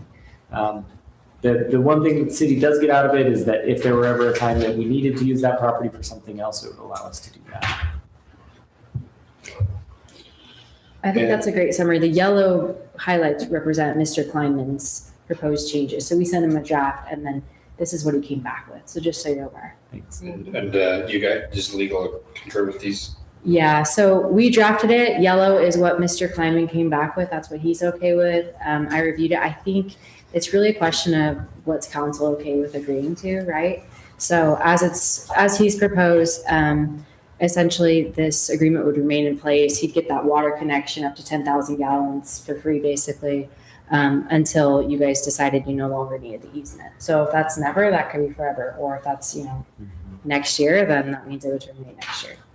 You are okay with his corrections or his? I think it's more a question of, is council okay with that? Would you want to set like a specific time frame on it, like 30 years max? Are you okay with how it reads now? That's more of a question for you guys. I think from a legal perspective, either way we can pay for it. It's not a problem. It's just, what does the city want to do? How about this question? Was there any red flags in his corrections that you saw? Any red flags? Yeah, let me look to refresh my memory. I might speak to that. I think we Okay. originally proposed an agreement that was more favorable to the city than is in Yeah. front of you tonight. So, but that still didn't answer my question. So is there any red flags in what he's proposing? Yes, I'll speak to what was Okay. changed. I think most of what he pushed back on was pretty reasonable. I originally drafted it so we had a broader right to relocate the easement. He wanted to have the ability to push back if it would, materially impair his access to the property or if it diminished the value of the property. I think that's perfectly reasonable, right? Like, we don't want to set an easement in his access road or something like that. That's totally reasonable. He had a concern that the property wouldn't become subject to any recurring utility fees or charges. I think that's fine. Let's see. And then the main change really is, instead of having just a set time frame, like this easement will expire after 30 years, it's going to remain in effect until the following conditions are satisfied. So the city vacates and releases the easement, you remove the water tank facilities, and then you reasonably restore the area to how it looked before. So who owns the water tank? It's technically on his property. Well, I'm just saying, and I have no idea how a water tank could become a hazard or a risk. But who's responsible if something did happen to where it had to be removed? Is the city or is he? The city. Upon executing this agreement. As of today. Right. I believe that's unclear. I think there's, the only link to a municipal entity is, ClearLink is to Laverkin. They constructed that originally. Are we accepting any liability for that tank in this? Are you trying We are. to negotiate a deal with Solar here to take that tank? You are so funny. Yeah. I'm just saying, are we accepting liability now that we didn't have before this agreement? Well, I'm trying to understand the historical rate of it, because it seems like, did we use this before, or have we used it Allegedly. before? Yeah, I don't think really anything's changing. I mean, it's kind of good question, but it kind of comes with, if you want to use the tank, then, you're kind of liable for things that happen. We're not using the tank, are we? The tank, you could not. That's what I say, it's an abandoned tank essentially, right? It's got issues. It's got holes, it's not. Yeah, I guess my question is, why would the city want the tank? I'm not entirely sure. Maybe the city doesn't. We want don't want the tank. That's what you would be getting. You'd be getting an easement that includes this access road and the tank. That's right. We do not want the tank. But by this, we're accepting responsibility for the tank, which I don't want it either. Yeah. Because the alternative is moving, correct? Mm-hmm. We don't want it. Moving it. Us moving it? Yeah. Well, I guess there's an argument that we would need to move it, but I don't know that that's fully fleshed out. Well, I don't want it, I don't want to move it, and I don't want to be responsible for it. How do we get that? You could do nothing. Yeah. Fair question. He's getting free water, isn't that what came up? Yeah, that's Why what was that's it what in the broached this first issue. place? That's my understanding. Yes. Mhm. So at least here, the city would get an easement, so you could actually use that tank if you wanted to. Well, we're not going to use the tank, right? Is there anything we want there? Do you guys want that access? Is that beneficial in any way? We have no water line in there, we don't have anything in there. What do we want the easement for? This comes down to finding a path to to clearly identifying the responsibility of the city and why he's getting free water, why he's historically been getting free water.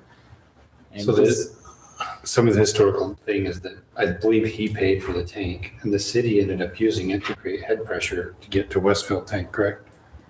Or something in that nature. They kind of gave us a background when he came in. I don't know that normal.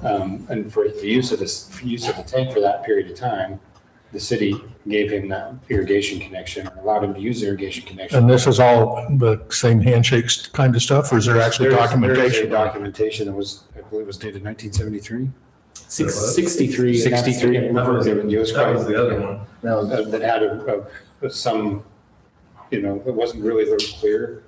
But the city has entered into some type of agreement for that area in the previous thing. We're just trying to clear up and try not to pay the money to move the tank, because it was an astronomical number that we would definitely have to do it. I'm going back to, apparently there's an agreement that because of what the benefit the city got out of this tank, that there was an agreement that he has free water for some amount of time. Either a handshake agreement or the document was Lost. burned. Okay. Yeah. But the feeling is there was a legitimate agreement. That's kind of the reason we're going down this path. Yes. If that's the case, why do we even want the tank? Why are we accepting liability for something we don't want? And why don't we just acknowledge the agreement and let the water stand as it is and get rid of all of this? If something comes up, he has to deal with the tank. I don't want to deal with it. We could carve that into there, yeah. We could add some indemnification language that protects the city a bit more, given the city doesn't really have an interest in using it at this time. Well, we don't have any use for the property or the tank, correct? I agree with you. The reason the agreement is in front of you as proposed is because staff was given direction to formalize an agreement to formalize this water situation. And this was the only thing that would be favorable to the property owner. So he basically said, as long as the tank's there, he views it as the city's and the city's responsibility. Okay, but I'm back to what the property owner wants is the free water, period. Correct? The city acknowledges, yeah, that he's probably entitled to the free water I don't know for, that the city does acknowledge that. I think that's kind of alleged at this point. I'm not sure. well, we're doing all this for a tank we don't want, so we can justify giving him the free water, correct? Right, it's kind of a situation where it's like, how do you just give somebody a free water connection if there's no consideration, right? There should be consideration, something exchanged kind of on both sides. So this was the agreement that was come up with. I'm not saying that council should adopt. I know, I'm just trying to get. If we're going this far, we're acknowledging we're gonna give him water. We're just trying to set this up for a reason to give him the water, essentially. But Yeah, there should be a reason, right, to receive free water? well, my understanding is that if we're doing all this, then we're acknowledging, we believe there probably was an agreement. And the city did get beneficial use at some What the point. original agreement or handshake deal that was allegedly burned was 100 years or something in that nature, that the city would allow them to do that Okay, for the use of the tank for that short period of time. if we're accepting that was what was done, then let's acknowledge giving the water, and I don't want the tank. What if I get rid of the tank for you for free? Okay, Those were not favorable terms. Huh? Those would not be favorable terms to the property owner, to Mr. Klein.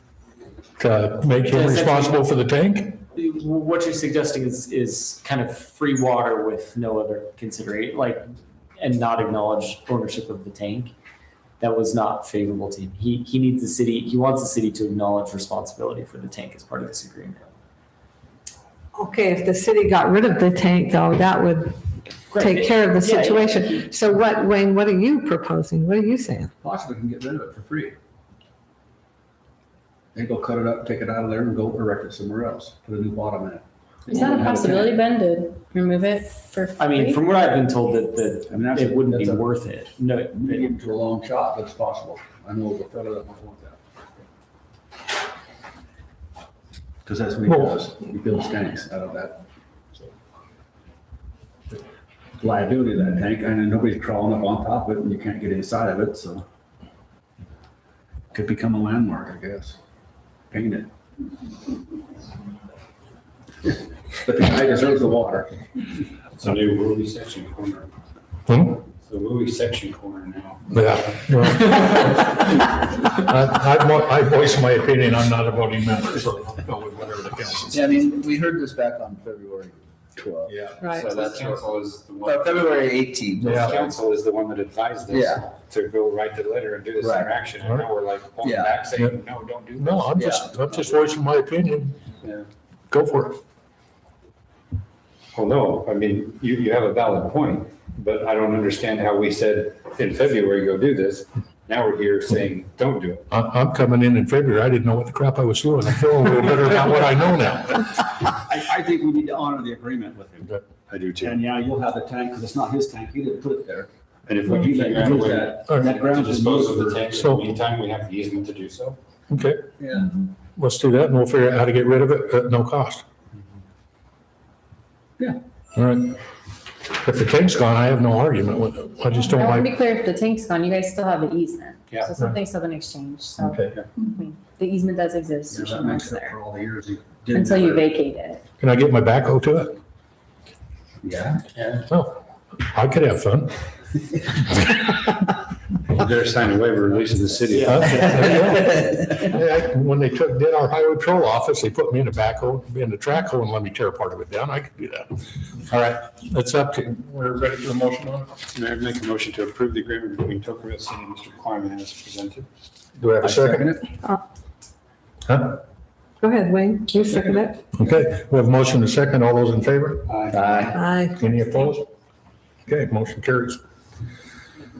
Okay, discussion of possible action to accept or deny an annexation petition submitted by Solara Communities LLC for further consideration. Emily, this you or Ben? So we did receive an annexation petition from Solara. I've just reviewed it for preliminary completeness. So the very first step now is this legislative decision to consider it for further action or deny it. This is not approving or denying the annexation itself. It'll go through some more steps after this if you do approve it for further consideration. I'll certify it, so I'll make sure that it complies with state code, and I'll work with the county to.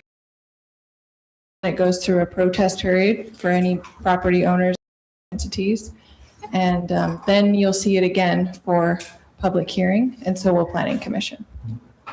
Unless you receive a protest, then you can deny it at that point as well. So it depends on how things go, but this essentially starts the clock for us to start reviewing the petition formally. Any questions? Public hearing is here or with Planning Commission? Both. Both. So state code only calls one out for city council, but our annexation policy plan has Planning Commission making the zoning recommendation via public hearing. I like that. It is within our annexation boundary, as you know, so I think that's the major consideration now, but we don't really have an X, Y, of Z. This is why you would accept or deny it at this point. It's just here for your review. So this is actually the next step, which starts the process to where we get into public comment. And Both consider, parties. and then there's all the things in an annexation policy plan that we consider in more details later. Structure, whether the city can handle it, things like that. Those are all laid out in detail in the annexation policy plan. Okay. And during that process, we can ask them for more information if we want. They have provided a lot of the things already, the fiscal impact study that the policy plan would call for, but we can review those things in more detail. Okay. This property borders Tocqueville City border. Yeah. Okay, I just wanted to make sure that was clear because there was a lot of information that said it was 3 miles, 8 miles. No, it's, we go out, we. I know where it is. Oh, I know where it is. I'm everybody? just making a point. All right. The borders Tocqueville. It is right on Tuckerville. Thank you. border. Okay, just qualifying. Okay. Any other questions, comments? I'll comment on it. I'm not for it because I wasn't impressed with the strong arm tactics to try to get free everything, free impact fees and everything like that. I don't know if I want to partner up with this. So my vote is going to be nay. Your short-term partnership with the developer to build, your long-term partnership to run it as a city. I just don't That's a. I've been The so long-term is a- I've been so is a- unimpressed for with the Tocqueville tactics that they development. took that I just can't wrap my head around it. I thought that was But wrong. when you're annexing a property, it's not for like a developer to annex or to build it, it's for. It says the Solara on it future. right there, so. It does, but you need to look at it past the point of development also, that's what I would say. Not just for the short term, Well, whether you like it or not, either way, I think it can go both ways, that could be a bad thing too. yep, I think it could go both ways. Yeah, I'm just putting down a track record. Planning Commission voted down and I'm not going to go for it either. Just because I just don't feel we was treated fair, basically trying to get too much. I mean, yeah, you're going to get some tax dollars from it, but who's really developing that property?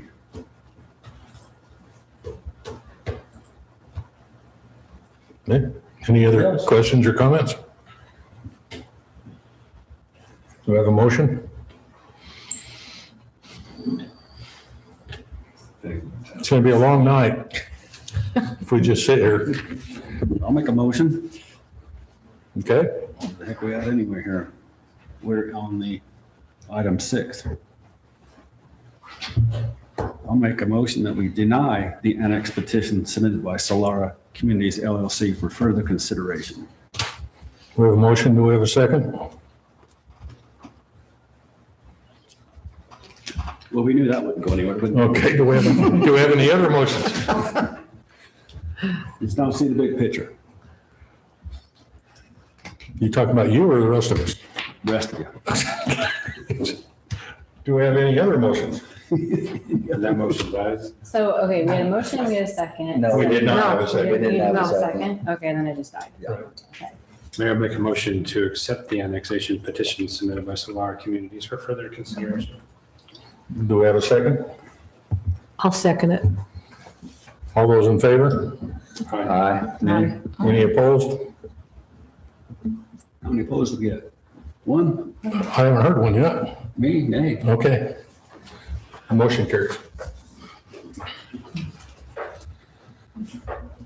All right, discussion of possible action on a hillside development permit submitted by Firelight Development, Inc. for Sun River at Firelight Phases 8 through 16. Emily? Darren? So the applicant is here, if you want to hear from him first, Sure. or a representative of the applicant. Good evening. My name is Austin Chappell. I'm with American Consulting and Engineering. We are the civil engineering company here representing the Firelight Development. This is just a hillside permit request for what's known as Sun River Phases 8 through 16, also known as Pond Hill through some discussions in the past. This is straight across the road from where they're currently built? Correct. That's correct. It's straight across from phases 1, 2, and 4 through 7. Okay. Nothing real special or unique with this request. The application meets the ordinances for Hillside. So it's just a matter of following the process to get the permit. So Mayor, if you'd like me to speak, unless you had questions for him, sorry. I'll wait. Right on the top end. Looks like it goes right up toward the 30%. Yeah, It doesn't it get goes into up it. to, yeah, so what this does is there was a lot of conversation between the attorneys, the engineers, review. Some of it changed. There was design, there was more space put between the walls, the retaining walls we're talking about. But as far as the application and the drawings that were submitted, basically the conversation or the everything there was, hey guys, should I wait? Guys, do you want to talk to everybody or you want to? We want to hear the conversation you're having, so can you have it in the? Yeah. So is it on the hillside that we're doing right now? Yeah, we're on it. Okay, well, You could hear it? no, I couldn't, so go ahead. Well, go further in advance and I'll chime in later. All right, Darren, Okay, finish up now that we're all listening. So in essence, the city attorneys, the engineers, we've been going over this probably for the last 6 months on this one back and forth. We have established the little bit of areas where it is red that you can see. Some of that was created by the creation of the bypass road and then a little bit there on the south side of the project. As far as the overall density, we're talking, it's less than a few acres in their exhibit maps. There's not even a full acre of 30%.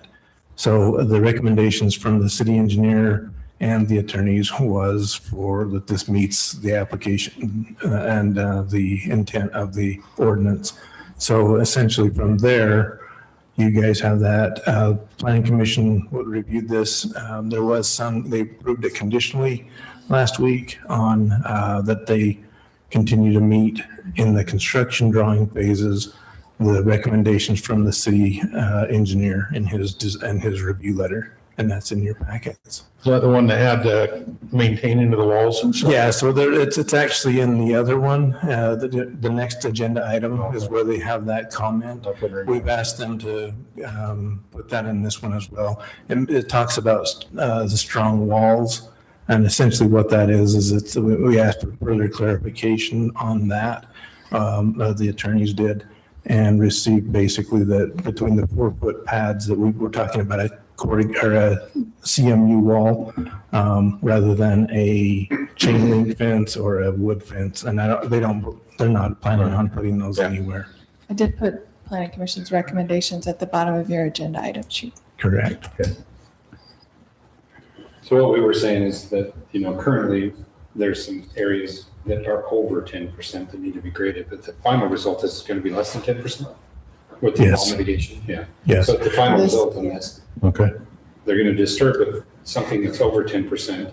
the final result is there won't be anything over 10%. So the hillside ordinance doesn't state though that anything over 10% is unbuildable.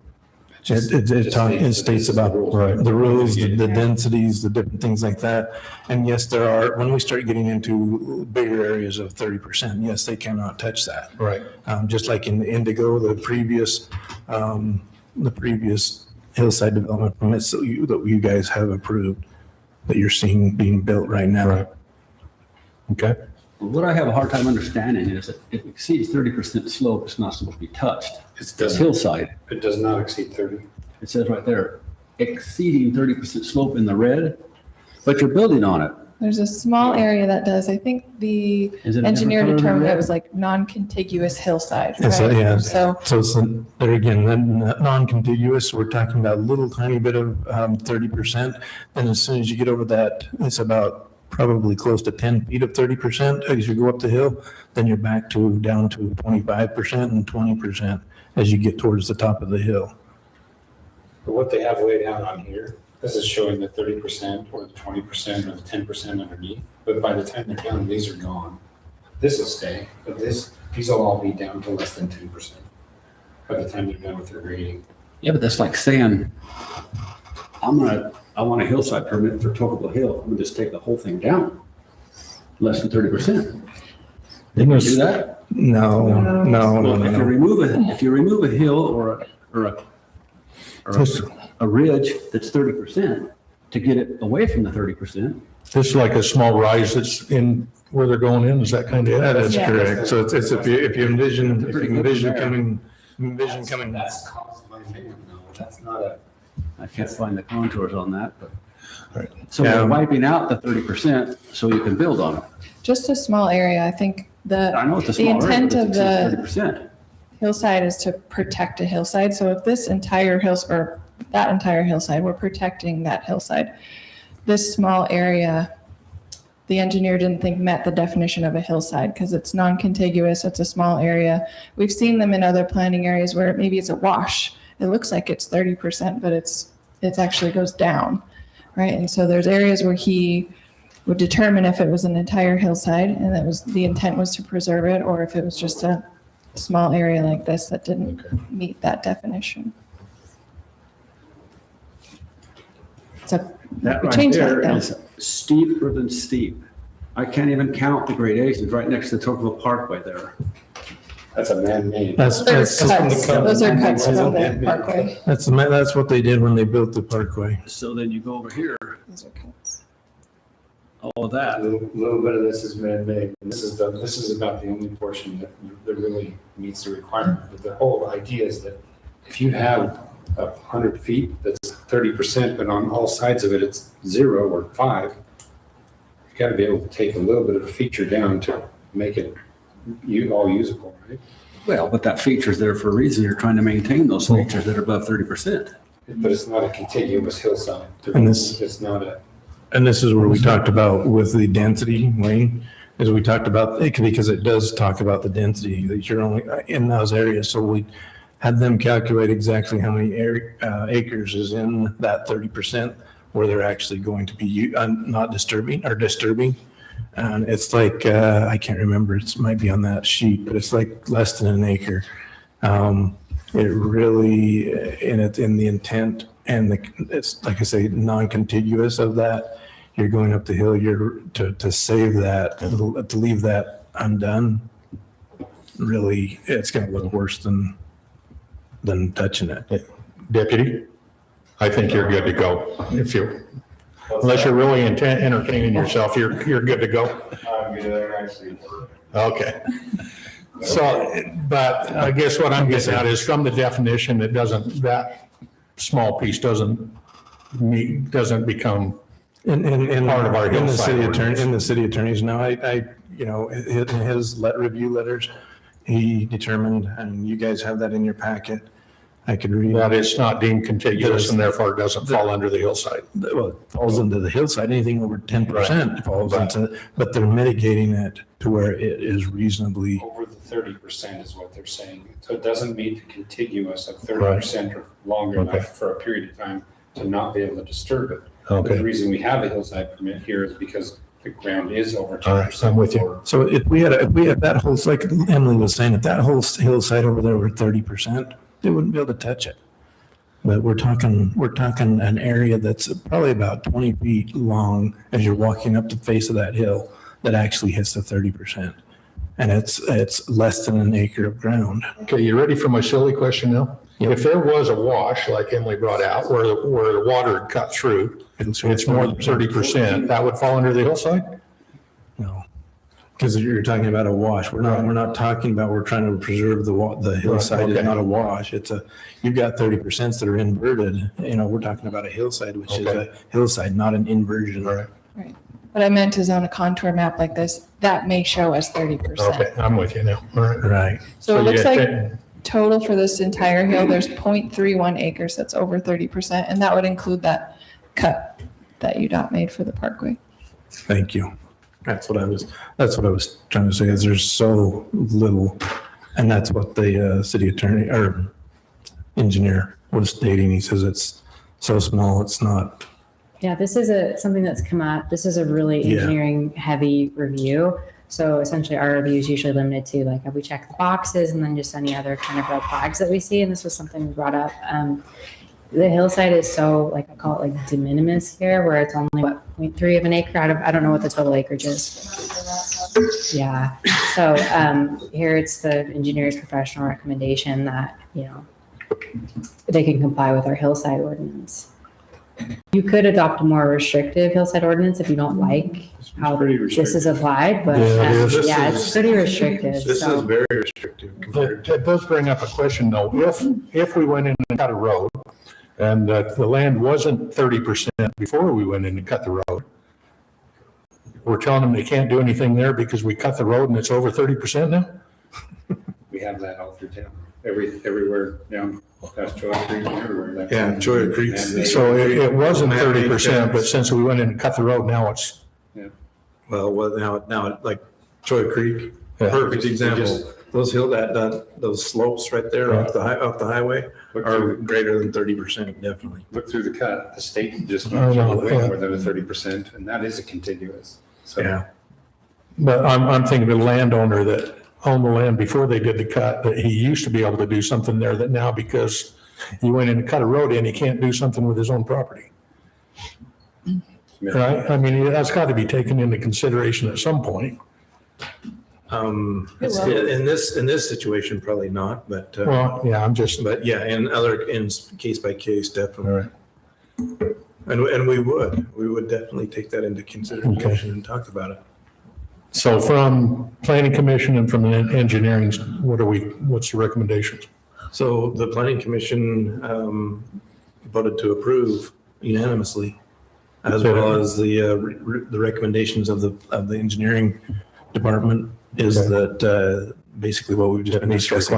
They did have they had a couple of conditions. So one of the things we were concerned about from a legal perspective, and this has come up repeatedly and it will always come up when you have like any retaining wall systems, is just that we'd like any approval to be conditioned upon them addressing maintenance of the retaining walls and their CC&Rs. We want to make sure that burden really falls on, if it's the association or the homeowners, it's the developer's decision to decide how that goes, but we wanted that to be addressed in their CC&Rs.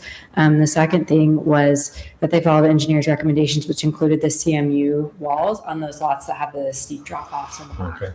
Also, attorney, we also require that there's going to be there's going to be a note on the final plat to further identify and help the property owners as they purchase those, that they know that They're responsible for retaining. For the retaining Maintenance. walls. the Yeah. maintenance of those retaining walls. You guys could address it in the plat or the CC&Rs. The way it works is like there's kind of a hierarchy. So if you designate it in the plat, then that's what we can control. You put in both. You can put it in both, yeah. Yeah. Or you can do one. And or that's the other. what I believe that's You what have the a preference recommendation. there, and if you feel like it's better suited on the plat, we don't have a No, problem. I'd say both. Yeah. We've talked to this quite a bit, especially specifically on this side too. It's true. I think it would be best to put it in the plat and CC&Rs. Both. I think we just wrote on Indigo plats that it would be addressed in the CC&Rs, just so that they know where to look. Yeah. I don't One think, reference is the other. they haven't recorded any of those plots, and then we just have the comments that they have to address it. So we'll have one more review before they record those plats. Yeah, Okay. so we'll take a look at those notes as they come through, but I'm sure we'll work out a solution just to make sure it's addressed either way. Just needs to be spelled out. Any further questions? So you wanted added to the CCRs and to the final plan? Yes. Okay. Yep. You got it, George? Yes. And that they follow the engineer's recommendations on the CMU walls. Yes. What I talked about is on the agenda sheet that Emily prepared on the last sentence too. Thank you. Yeah, I'm just going to add to the final plat to that, the recommendation from the Yeah, planning commission. let's do that. Yep. Perfect. Okay. So may I make a motion to approve the hillside development permit for Sun River Firelight subdivision phases 8 through 16 with the stated planning commission requirements, and I'd also like to add that it's added to the final plat also. We have a motion, we have a second. Yeah, I'll second it. Okay, all those in favor? Aye. Aye. Any opposed? Okay, motion carries. What, is that a no? He did say aye. He said aye? You said Okay. aye on that, right, Wayne? Did you vote it? You said aye just now. Okay, I'm just trying to figure out who issued the building permit, go through the cut. oh, that's crazy, isn't it? Bypass. You did. Okay, moving on. Discussion and possible action on hillside development permit submitted by Firelight Development, Inc. for Meridian at Firelight phases 1 through 3. Is this yours as well? Correct. Okay. Similar situation, this does have a little more topography, some more areas that meet that 30% definition, but we are also mitigating those areas by adjusting the layout of the roads and lots to minimize our impact on those 30% areas. So I feel like same thing, we've worked with the attorney and city engineer to provide an application that meets the ordinances and the requirements. One thing you may want to add too is the first phase of this Meridian will complete the connection from Westfield Road to the Parkway, as you can see on the plan there. Yeah. You can see almost, well, there's nothing there that they're touching that is 30% that they're going to develop. Okay. You can see 30% exists on the existing homes, just to the east of it. No, Those are retaining we're not walls. looking at that, so stop it. Right. All right. Those are retaining You're walls. just being troublemaker. Those are is what retaining it is. walls. You should have brought the deputy back. All right. I'm stupid. So we're not. They are going to finish up the bypass road? Yeah. I don't see any profiles on here after they get down to that stuff. Well, that's Yeah, but that's not not- final. This is just preliminary, right? Yeah. Yes, so this is part of the process. We go through the hillside development permit, and then we will start reviewing the construction plans for these, of which we will receive next. And we require cross sections, we require all kinds of different things through the developed and undeveloped areas so that we can see the heights of the walls, every bit of that. To make sure it doesn't exceed our retaining wall ordinances as well as our slopes, grades, very many things. Yeah, there's on top of that mesa. Any questions on this one? I'll make a motion that we approve hillside development. Can we hang on just a minute? Another question? Well, Oh, sorry. you're approving, but there were planning commission had recommendations on this one as There are well. conditions I on this got one that they recommended. He was putting Same them in things, his the one change, so same concerns as the one we just did.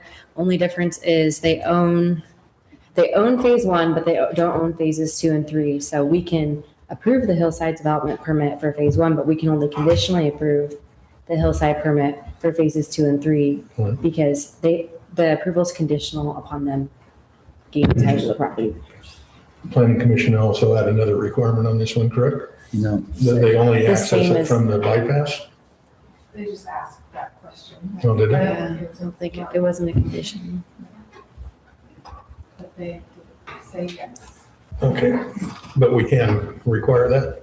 I don't know that we could require that. for hillside Construction, because you've got So existing, when they get into the next Pretty one, nice. if they're not driving construction equipment through the current residential, then they have to come off the bypass. I don't feel like we can for hillside development. I feel like it's not reasonably related to like the hillside development permit itself. I'm not really When it sure. comes before us again on, Trace them with this I don't road know here. that you guys will This see hill it again, across yeah, there. because of the new process. no, you will not see it again. This is the last time the city This is council will it. see it. As far as accessing, is that Grassy Lane? Grassy Lane's a recorded dedicated plat, road. We can ask them to mitigate, we've asked them, as they asked them in the planning commission, to use as a construction road, the existing undeveloped Westfield Road, which they probably could do that. Yeah.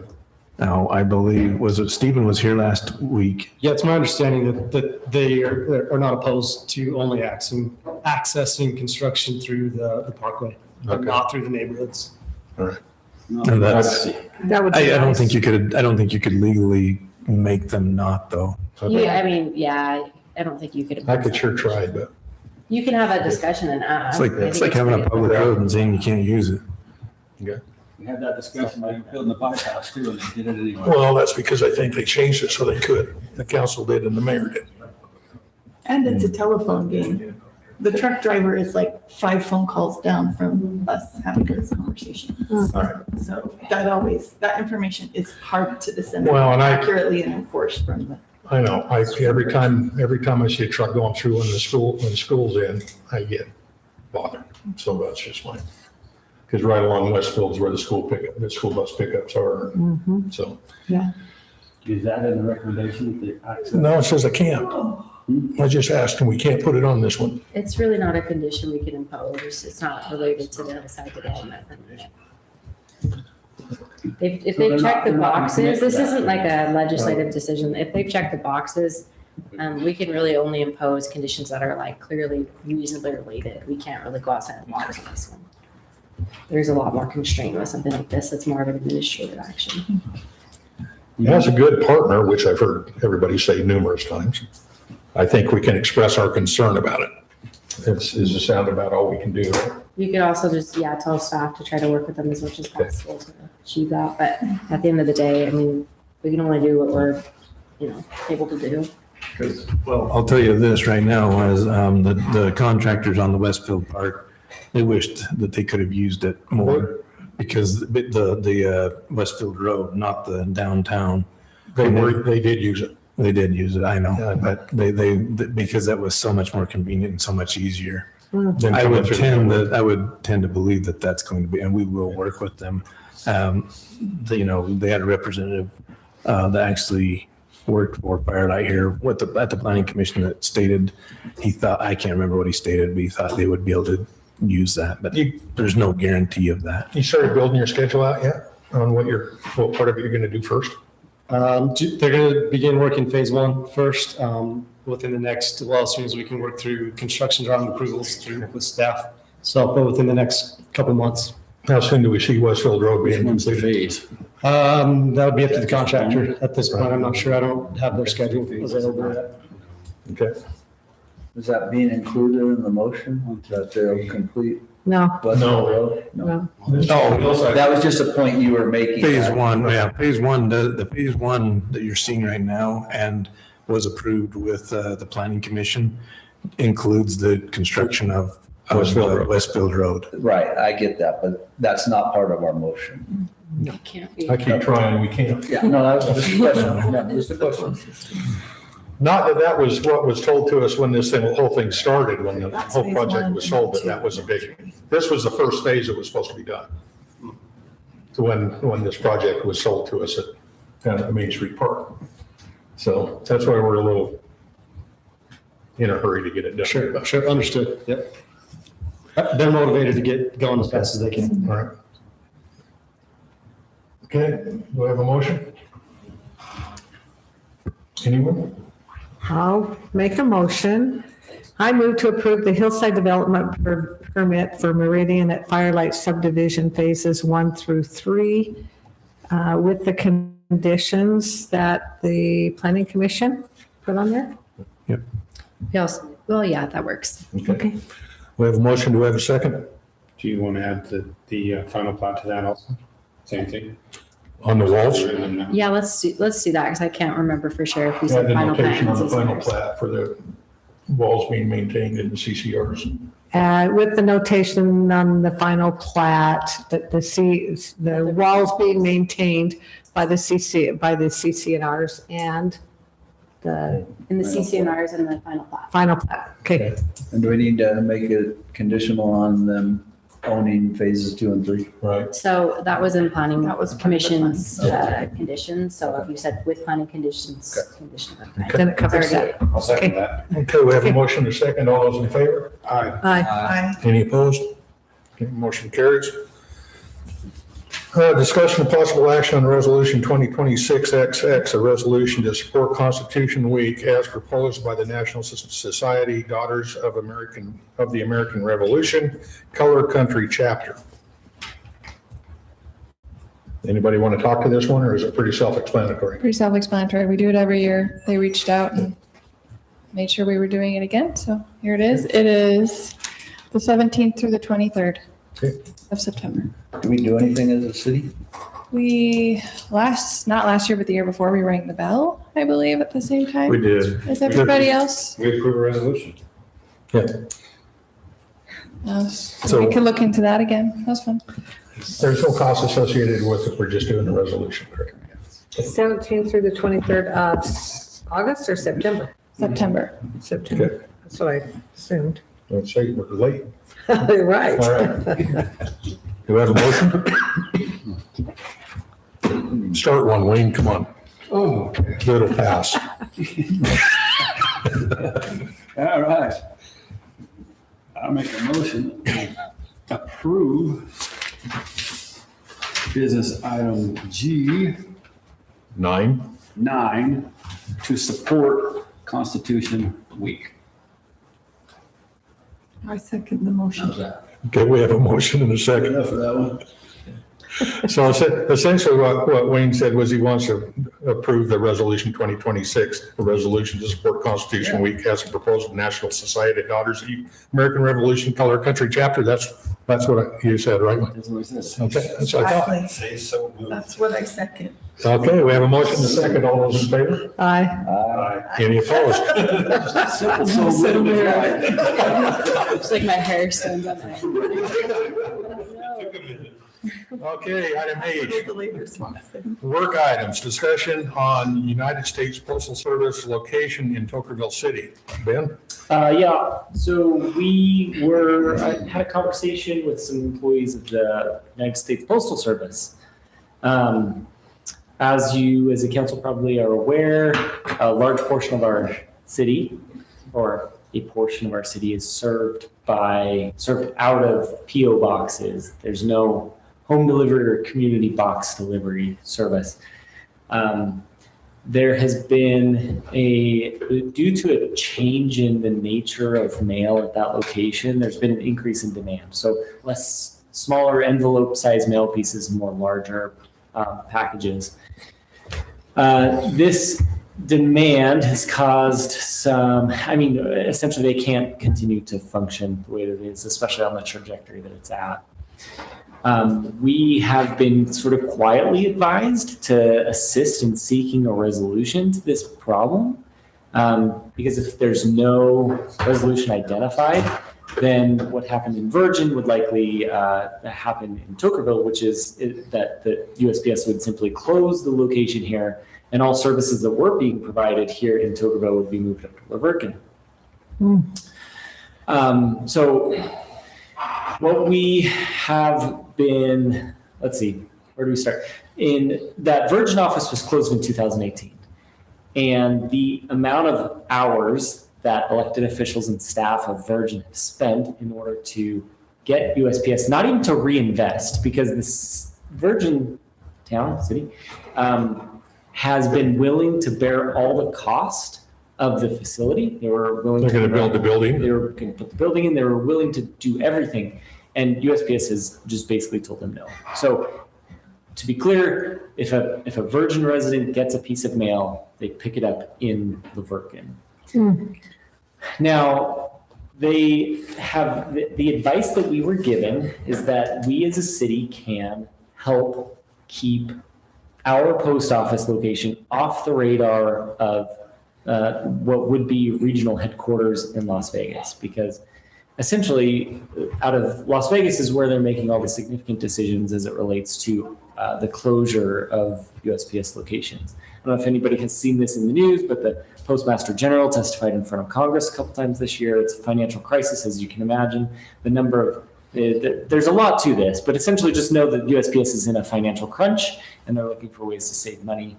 And when things like this come up, where there may be an expansion required or a change of service, the easy answer is that when there's a larger location nearby, they just close the smaller locations. That's kind of the default answer. So what we've been told is that the post office will provide there's a technical word for it, cluster box units. Those are the community mailboxes that probably most people here retrieve their mail from. And what we as a city have to do is identify areas where those could be installed, likely where it's on city property or within city right of way, to pay for the installation and the cost of putting those in. They'll provide the boxes, we install them, and then they will simply add those cluster box units to their delivery route. So that is the path by which we can retain a post office in Tokerville. If USPS tomorrow said we're going to close this location, they would move that all post office boxes to Laverkin, and everybody that's currently served by those post office boxes as a primary mail, you'd have to get your mail in Laverkin. It's not that we couldn't go in after the fact and say, we now want these cluster boxes and we're willing to do all the work. That would be off the table at that point, from what I understand. So what we've been asked to do is essentially put forward some money, identify locations, which Darren and JD have already worked to do.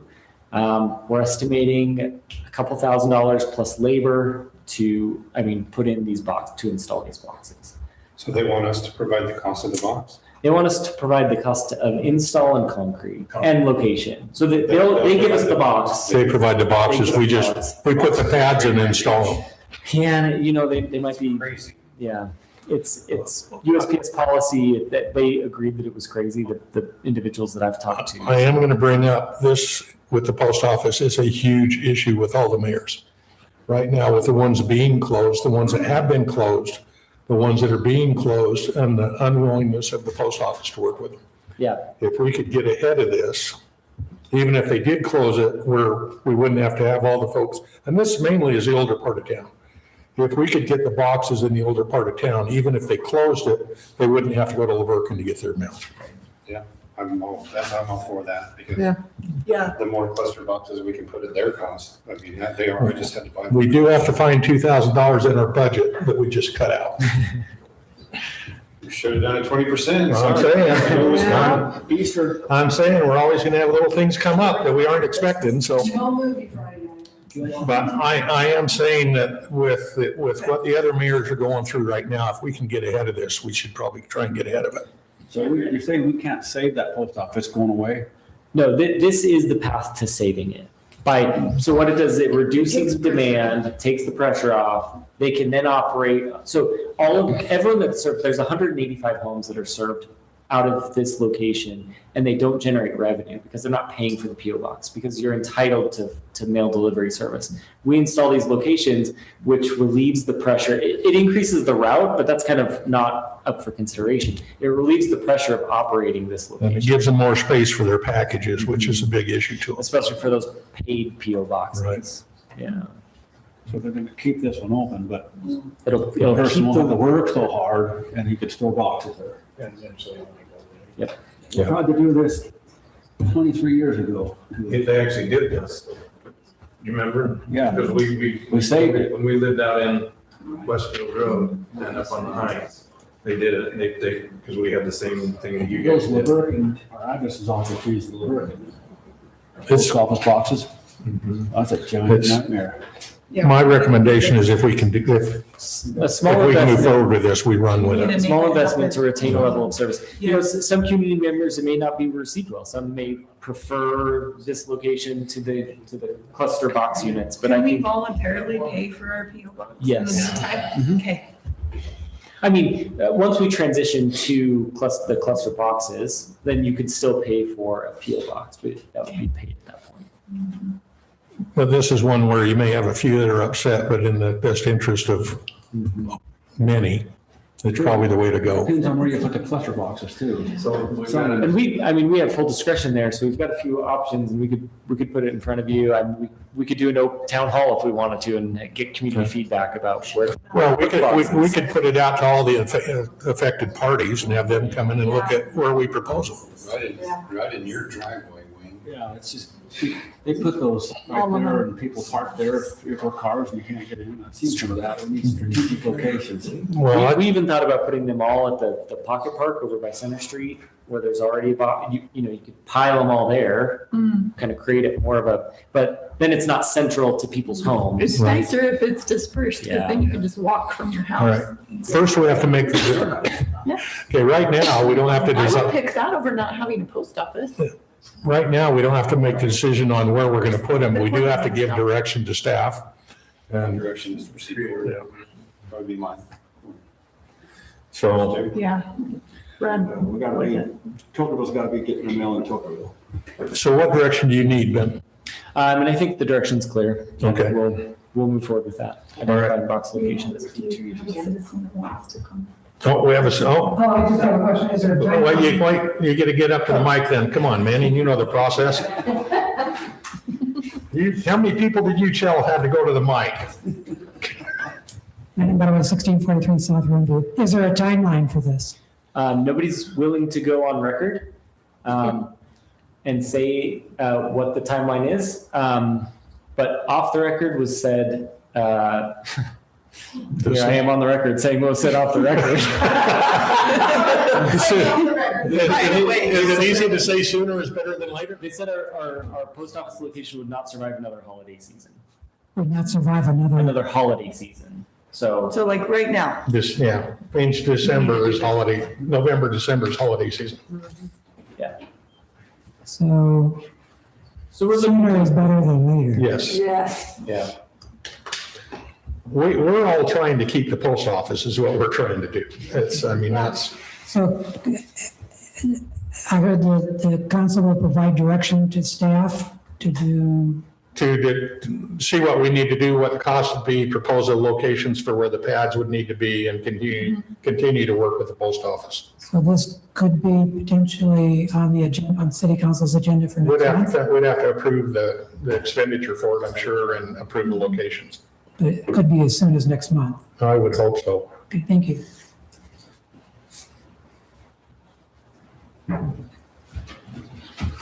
Okay? Item number 2, discussion of the property disposition for tax ID number W-227-E.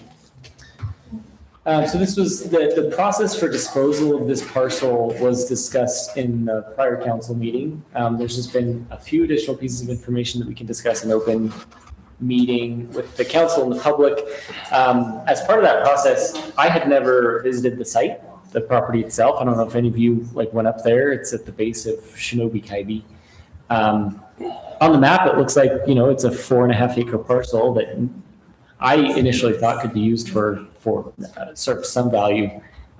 Terrain is quite steep there. When I say quite steep, I say it's extremely steep and essentially unusable property, the way that I view it. We have initiated a conversation with the Bureau of Land Management regarding a possible land exchange, which would, for property by the Spring Drive water tank. That would eliminate the lease that we have with the BLM and essentially just save some money on that annual lease agreement. But currently all requirements have been met as a significant parcel. So in the next 45 days, it will be in front of council again to consider how we move forward with that. Ruth, did I get everything there? Okay. Okay. Any questions?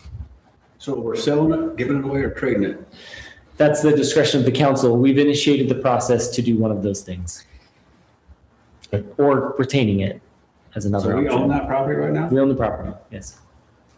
Yeah, we can I sell think the that, money. further. You're not going to sell it for anything. That's what they're Why saying. do we want to do property tax anymore? But cities don't pay property tax anyway, do we? Correct.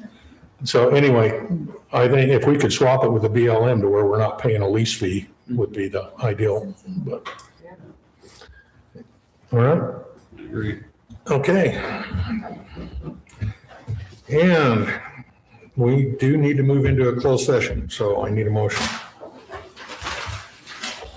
I move that we move to closed session Do you have to state your reason? Just state the reasons. to discuss litigation, security, property acquisition or sale, or the character and professional competence or physical or mental health of an individual if needed. Second. Okay, we have a motion to second, roll call. Aye. Why? Aye. Okay. We'll move as to the closed session. I say we take a 10-minute break.